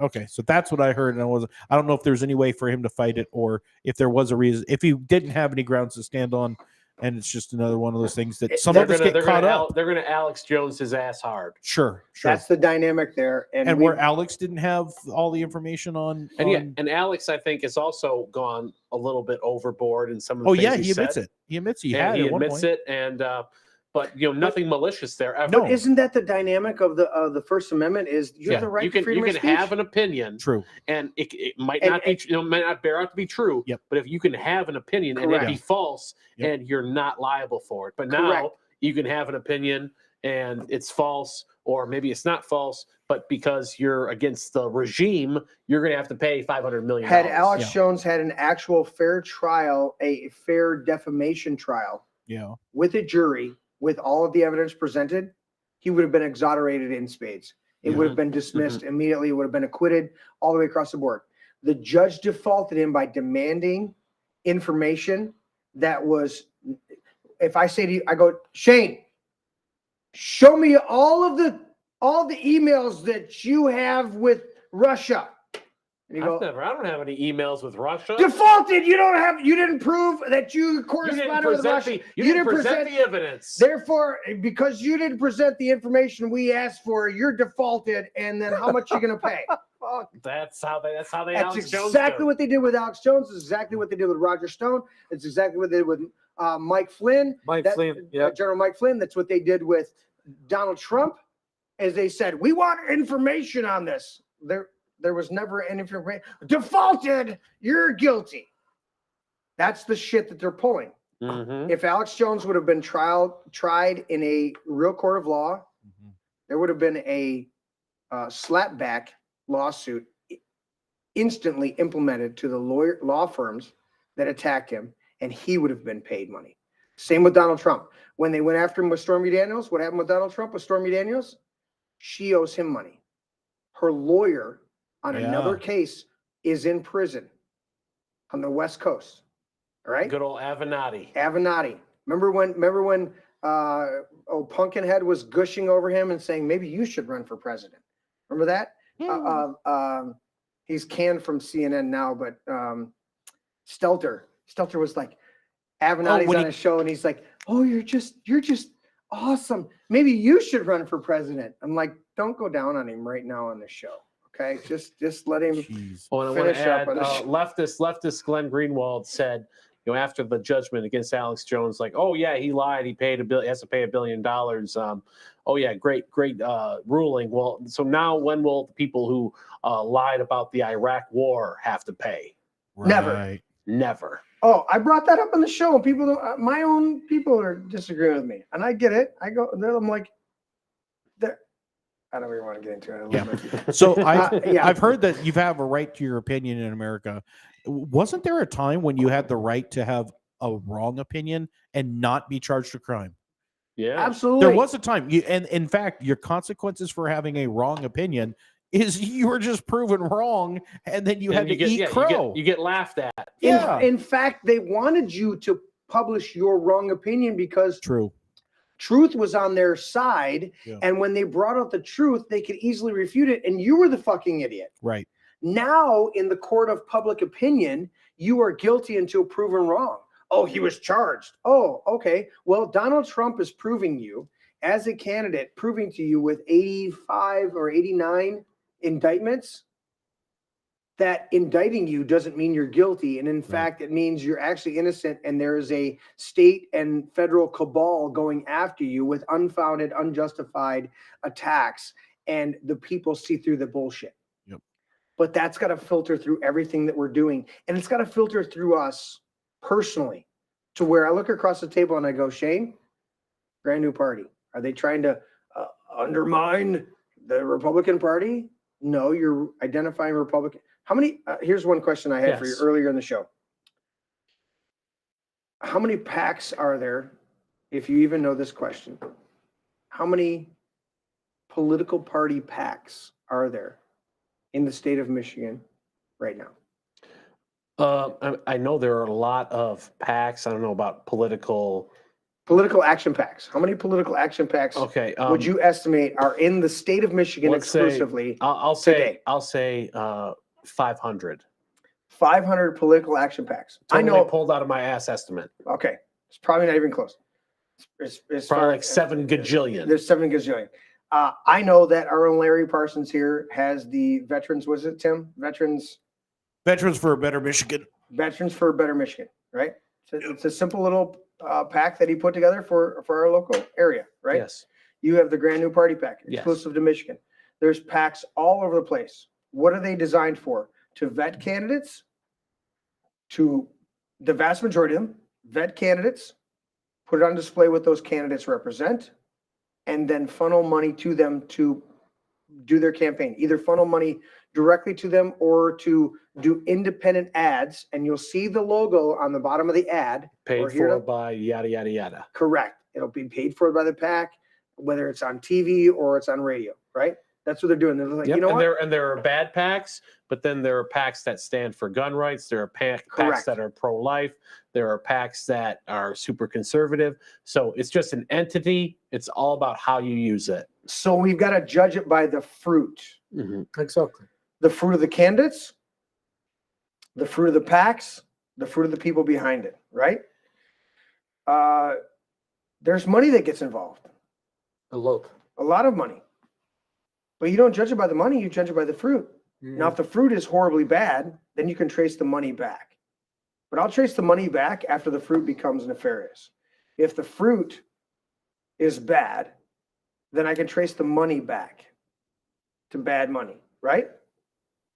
If the fruit is good, then even if there's some bad money that got interjected trying to make influence or trying to sway things, I know of candidates across the board that got money from groups that I would never support. Doesn't mean the candidate was bad. The fruit of that candidate was good. Even though there are times when I don't know if this is a secret. I don't want to expose this. There's sometimes when bad people will donate to good people just so that the good people look bad. Or the bad people will donate to the good people when they're in a state of, they might not get elected, then they can hold that money over their head. Like Oh. a carrot. They can hold it Like over a their carrot. You mean like when Mhm. Tudor Dixon got a whole bunch of DeVos money in the Now you're primary? beholden to me. Now And you're then beholden to this money. As soon as she won the primary, Tudor Dixon didn't have any money. Dried up. No money dried up. whatsoever. Yeah. So So there's a lot of things about that. So the love of money is the root of all evil, and that's what they try to utilize. Is we're going to use our money to influence you. So sometimes people donate to try to control and do that. Shane, you want to comment on record? Money for the Grand New Party doesn't influence or does influence your choosing of candidates who are America First conservatives. well, we don't have any angel funders. We don't have any big money funders. Our whole thing is getting money from grassroots people through events, through What? independent network of people who are You fucking not politically sell out to affiliated. grassroots people. Is that what you're telling me? Yeah, it's a grassroots driven PAC, and we've been accused of getting money. First, what they said was, "Oh, this is a Ron Weiser plot." Then they look at the PAC filings and, "Oh, Ron Weiser didn't give us a dime, but here's another thing you're doing wrong." So it's just they try to throw everything they can at you to trip you up. But the people that we've worked with, the grassroots people, like what we do. We want to expand that, work with more people. Okay. So we're always trying to extend the olive branch, even though sometimes they'll grab the olive branch from us and hit us in the face with it. We're always extending that olive branch. Thanks for because- the olive. Yes, it's crazy. Happens a lot. So, but we're doing what we can to give people the tools that they need. We know that the America First people are taking over all over, and they don't have the institutional knowledge. They don't have the money. They don't have the contacts. So we're trying to provide them with resources that they can use to build out those contacts, so that it's not just, flash in the pan. Oh, you come in, you flame out, you're out. The bad guys are back in, so that we can help you sustain and thrive and become the new America First establishment of the not grand old party, grand new party. That's the whole idea. And until we can abolish this two-party system, we have to work through until we create that parallel political and economic system. We're going to work through it, and that's where you're at. Yep, and I'm glad you said parallel economic system. We had a Bitcoin event too. Really? Yes, out in Grand Rapids, where we brought in experts from the Sound Money Museum, who gave us a lecture on the intricacies of Bitcoin. Give me your top 3 or 4 guys that came. Where? Who are your keynotes? Oh, the keynotes were, one guy was Luke Broyles. He's the Bitcoin advisor, 23-year-old gentleman who is very active. Probably a multi-millionaire. I would assume, but active on Twitter and social media, YouTube influencer. And the other guy is Mike Smith. He created Bitcoin 101. He has the Sound Money Museum in Ovid, Michigan. I was hoping you got the John McAfee's corpse. No, the other guy. He's on RT all the time. Oh, Max Kaiser. Max Kaiser. Well, Luke Broyles talks with Max Kaiser often. Tight with Max Kaiser. Yep. So because Kaiser, the speculation is potentially that Kaiser is the actual guy who created it. No way. Kaiser, Kaiser won't say that. He's down in Costa Rica and he's doing some kick-ass shit. Is it Costa Rica? One of the Central or South American countries where they have El Salvador. Is it El Salvador? I'm sure it is. What do they have over there? They recognize Bitcoin as their own country currency, and Bitcoin are the 2 accepted national currencies. And Kaiser's like, dude, you got to come down here because this is a beacon of freedom. Just like we've seen in Argentina with what's his name? Milei taking over. And not in Fuego, but he's like, he was like, this government agency gone. Shit. This government agency shit left. Gone. You are gone. This one. You are gone. This one here gone. In 1 month, he balanced the fucking national budget. Not only balanced it, but he had a surplus because he fired all these dead weight motherfuckers. Sucking blood. They're sucking ticks. But they are sucking the blood. But it's the guy in El Salvador. It's Bukele. That's the guy's name. He got a great speech. But he's the guy. CPAC speech. The reason why Milei is elected because people are seeing what he's doing. It's spreading. It's spreading around. People want leaders like this. Did you hear the Bukele speech at the CPAC? Oh, yeah. Oh, my God. Spectacular. He was encouraging. He was edifying. And he was also rebuking. He was saying, you guys are doing okay with the Mega First movement. You can do better and get your shit together because if you don't, it's affecting all of us. Yep. And you're supposed to be the beacons. Get your shit together. So let me just briefly, before we wrap up, explain the Sound Money Museum. There's a museum in Ovid, Michigan, where they take you through the history of money. They got, it's an old 1880s bank. So they have a old school bank vault. The gold cash window. So they take you through it, but then they have in the basement, they show you how to mine Bitcoin, how it exactly is done. And then they have all these different artifacts and give you a presentation on just how Bitcoin is created, how it's being innovated, how it's, always changing. Where is this? It's in Ovid, Michigan, which is about a half hour north of Lansing. And it's relatively new. We need to take a trip with some cameras. Yeah, this is what I'm asking. I want my kids to go over there. And then we he also made Lake Satoshi, which is which is nearby Ovid. I forget it's in mid Michigan. He had there's a gravel pit by a lake that he made into a private lake, and then built up it's probably something like this into like a resort where he has people every year. You mean the man cave is like a resort? but on water. But on water. A man cave on water. I let's mean, I just got a say. pond next door at my neighbor's house. Well, start building that into a I'm private just lake, saying. then maybe you'll have a Lake Satoshi yourself. But so yeah, he's built that up, and I'm planning on going to Lake Satoshi during their annual retreat this year in August.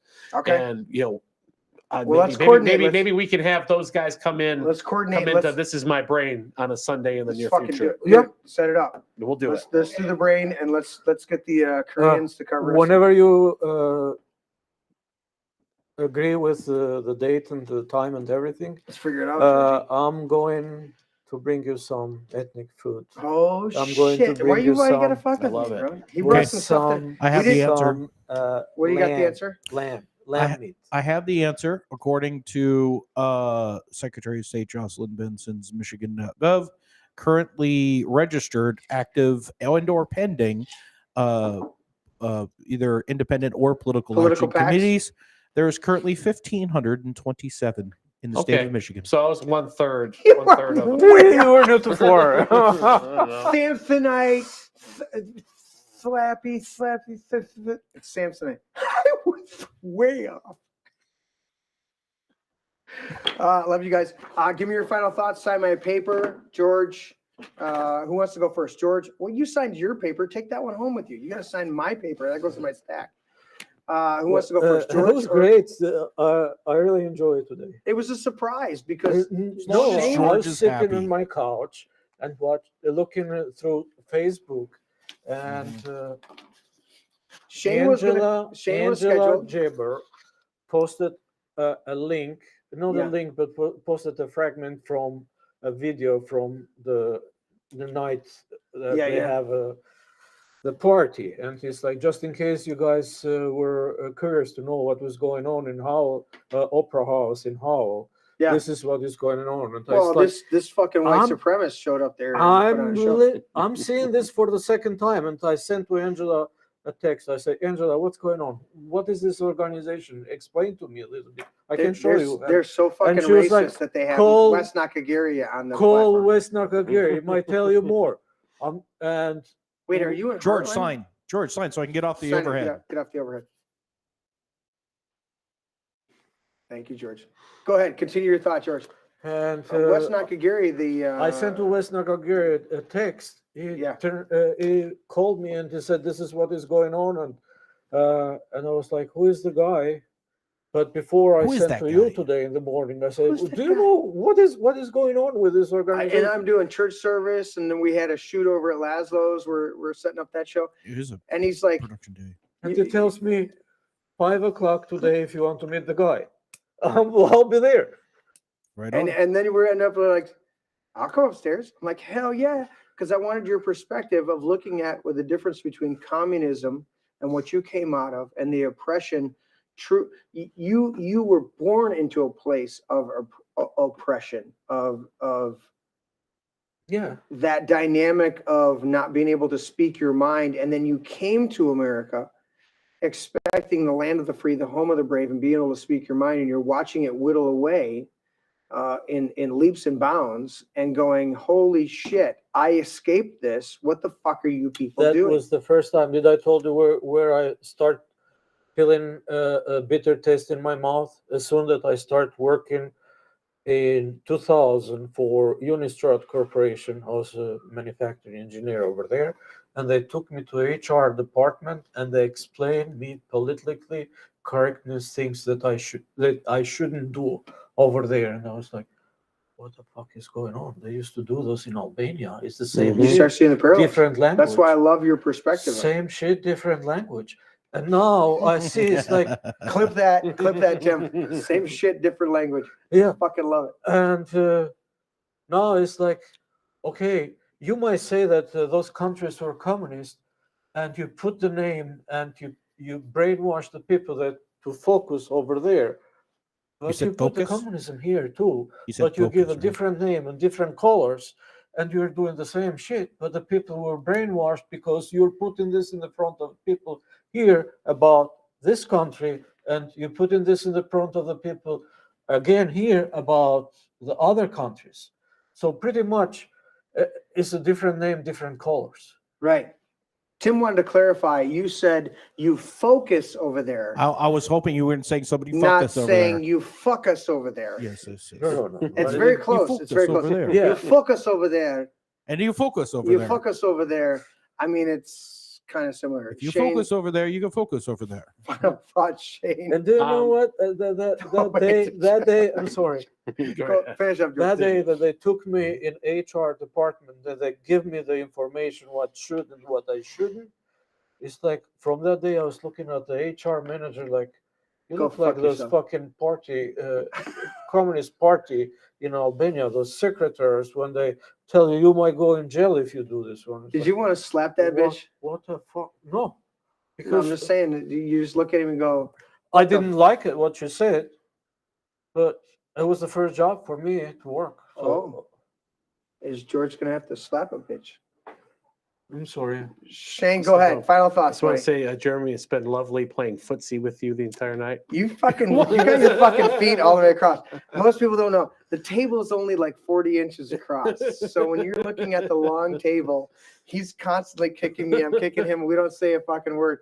I take my shoes off when I'm sitting here on the show because my feet get hot underneath the table. And then he can lovely massage then me. I'm like, you know what I mean? It feels so. You know what's the coolest, dainty. What's interesting is when Laszlo Rub a corn. or when Laszlo Onion. brings Dave on the show, and they bring their service dogs, Oh, their butts. and both of them lay directly underneath the table, and I'll do the kick or not kick, but I'll move my feet underneath the table, and there's a huge fucking dog underneath. I'm like, all right, do I put my feet on you or under you to get warm? Under. What do I do? I'm just like, because both Or of you them just have sit there and just big pet the fucking dog dogs, with your and I'm feet like, the whole night? yes, there are times when I'm That's like, oh, fun. I'm sorry There for are kicking you. Laszlo's dogs? I'm just gonna pet your dog. Pet your Laszlo's dogs and Dave's dogs. Yeah. They both have service dogs that help them. Oh, really? So yeah, it's very interesting. So playing footsies with me under the table, Shane. Footsie was great tonight. I One thing loved I it. think is Christina Urso should be on Tucker Carlson. Fuck Tucker yeah. should do a half hour with her. We need to set it up with her for video, just for a strict interview with her. Yeah, But hell yeah. it's We'll difficult. we'll set all that up in the future. Also, I hope that those South Korean journalists weren't communists. I asked them if they were actually CCP spies. They laughed. If dude. they were communists, my bad. No. Sorry. Yeah. That I brought 'em hug, here. the hugs that I got from them were so genuine. Or were they trained for years? They're really in good. the They best are. hugging techniques to Are you saying dupe that? Are an you saying American. they were CCP ninja huggers? They're ninjas CCP taught them to hug in huggers. the warmest way Write to that shit dupe down. American It's crazy. I don't scum. know. Possibly. I mean, she came back and hugged me a second time. You never know, but they were very nice, and They I were think very nice. I thought it was very cool. I thought all the I can't questions that even they write asked me ninja were huggers solid. because it looks very racist. Ninja I can't doesn't. write ninja I don't think huggers ninjas on the are in top of my South face. Korea. Ninjas are in Japan, aren't they? They are. Ninjas could be anywhere. Oh, But anywhere. I mean, Yeah. sneaky people. Ninja isn't a. Laszlo ethnically- claimed to be a ninja and then realized he was a little bit overweight and probably wasn't a ninja. But Yeah. I was like, holy shit, Laszlo, No. you're here. He's like, ninja. And I was Ninja. like, and he looked at his belly and he looked at his belly and he goes, Yeah, maybe not. Ninja is But not the perhaps we race. could It's maybe- a way of I mean, life. perhaps we could put those two words together. Ninja hut. Never mind. All right, I'm Ninja done. hugger. I'm done. I've had enough. Yeah. Actually, I that's heard the bad. greatest. This gal named Sue, greatest name, Oriental gal. Her name was Oriental. You racist. she was no Racist Oriental fuck. is what she was. So I don't remember if she was How whatever, but it was dare you.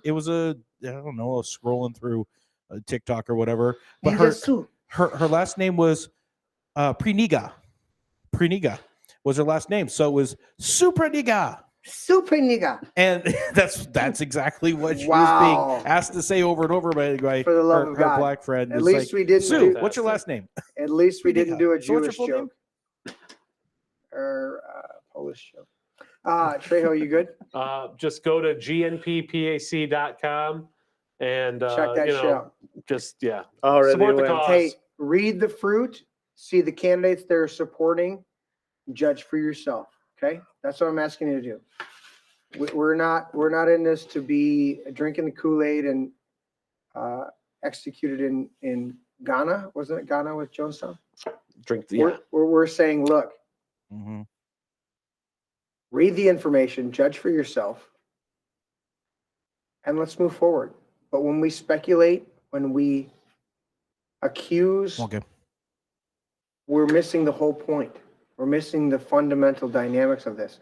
We have to come together as a people. I don't trust in you, but I can trust the fruit that you're producing. I can trust you at the handshake, at the hug, at breaking bread. That's why I love so much on Tuesday nights, on Sunday nights, and all the other events that we're about to launch, having a meal with people. Because when we break bread, the walls come down and we just talk. And as we talk and we share ourselves with each other, those dynamics translate into knowing each other for real. And I look at the vast majority of people who don't even know themselves for real, who don't truly understand who they are. And I go, if you don't understand who you are, how can you? I mean, there's blatant people out there. There are obvious things out there, right? LGBTQ movements, Democrats, leftists, a lot of this. You can go, okay, it's all fucked up. But if you're still learning about who you are as a person, how can you look at somebody else that is 60, 70, 80, 90% in agreement with you philosophically, doctrinally, whatever the dynamic may be, whatever it is, if they're in agreement with you across the board on these things, how can you cast aspersions or be in disagreement? If we disagree 10, 20, 30%, how are we actually in disagreement if you're still on the road of figuring out who the fuck you are?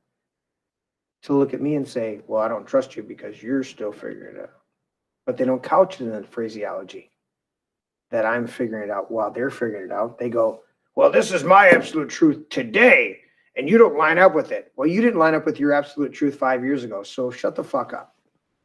Give me the grace and leeway if my heart and my fruit is I'm on the perspective, I'm on the journey of conservative values, freedom, America first. If I'm on that journey, then let's come together. We can solve the rest. We can solve the rest as we go.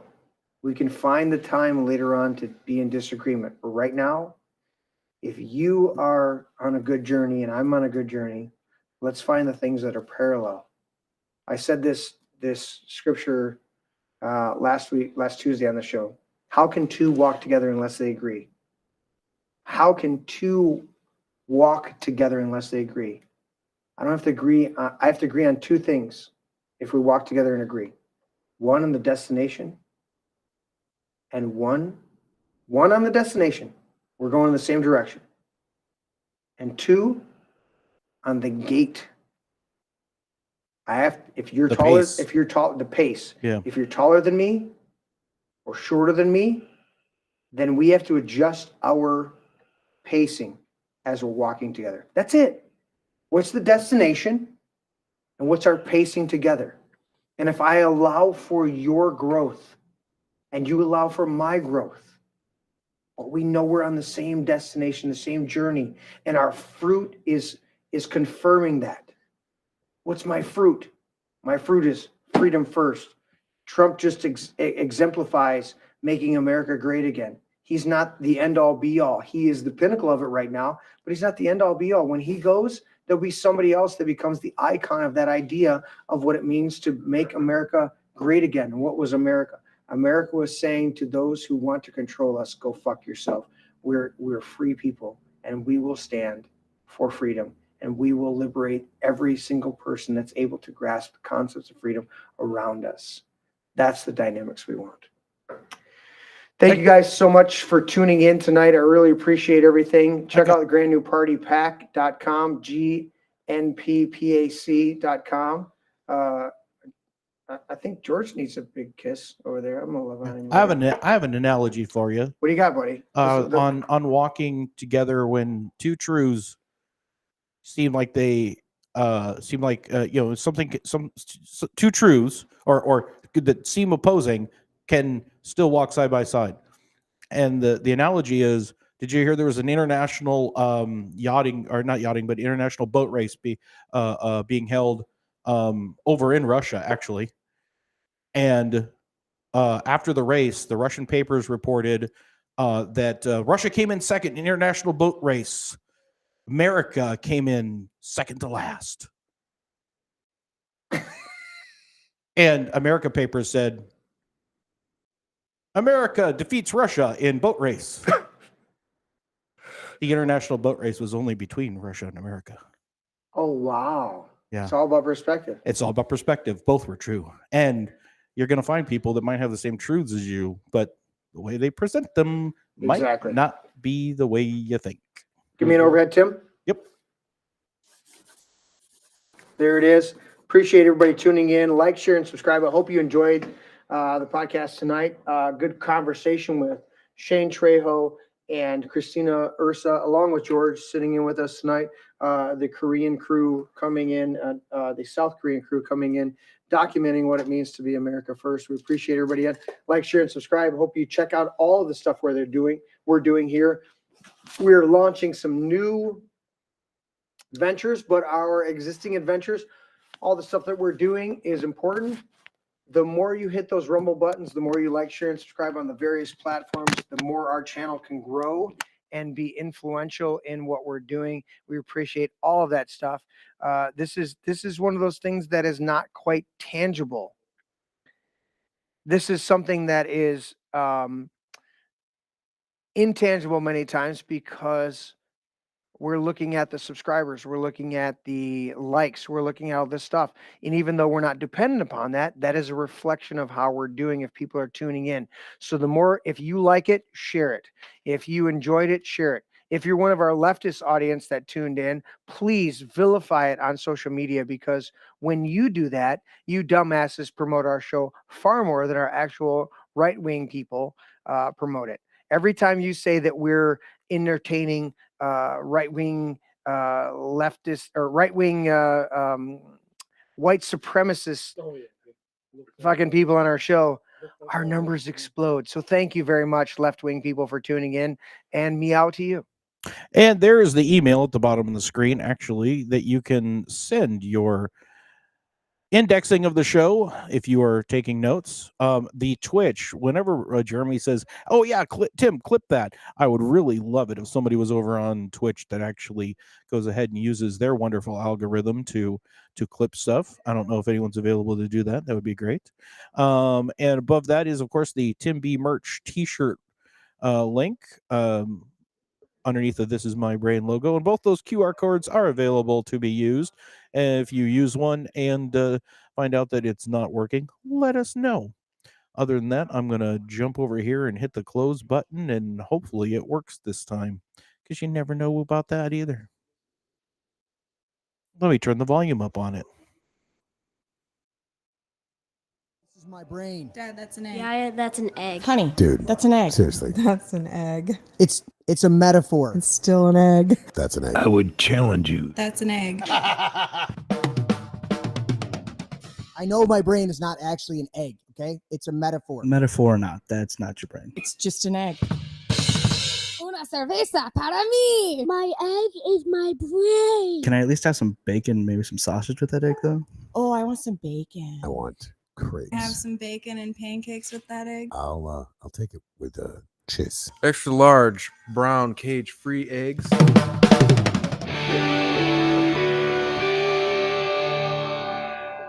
Can I have your brain with cakes? A sausage and a little toasting potato. That would be great. Does it have antibiotics? I don't know, man. I'm not good at this shit. Well, they got to be able to resist some diseases. You resist the disease. Has it got any hormones? Maybe. It's cage-free. Vegetarian? Maybe. Are they vegan? No, I eat steak. Never apologize and never explain. Never apologize. Yeah. Never apologize and never explain.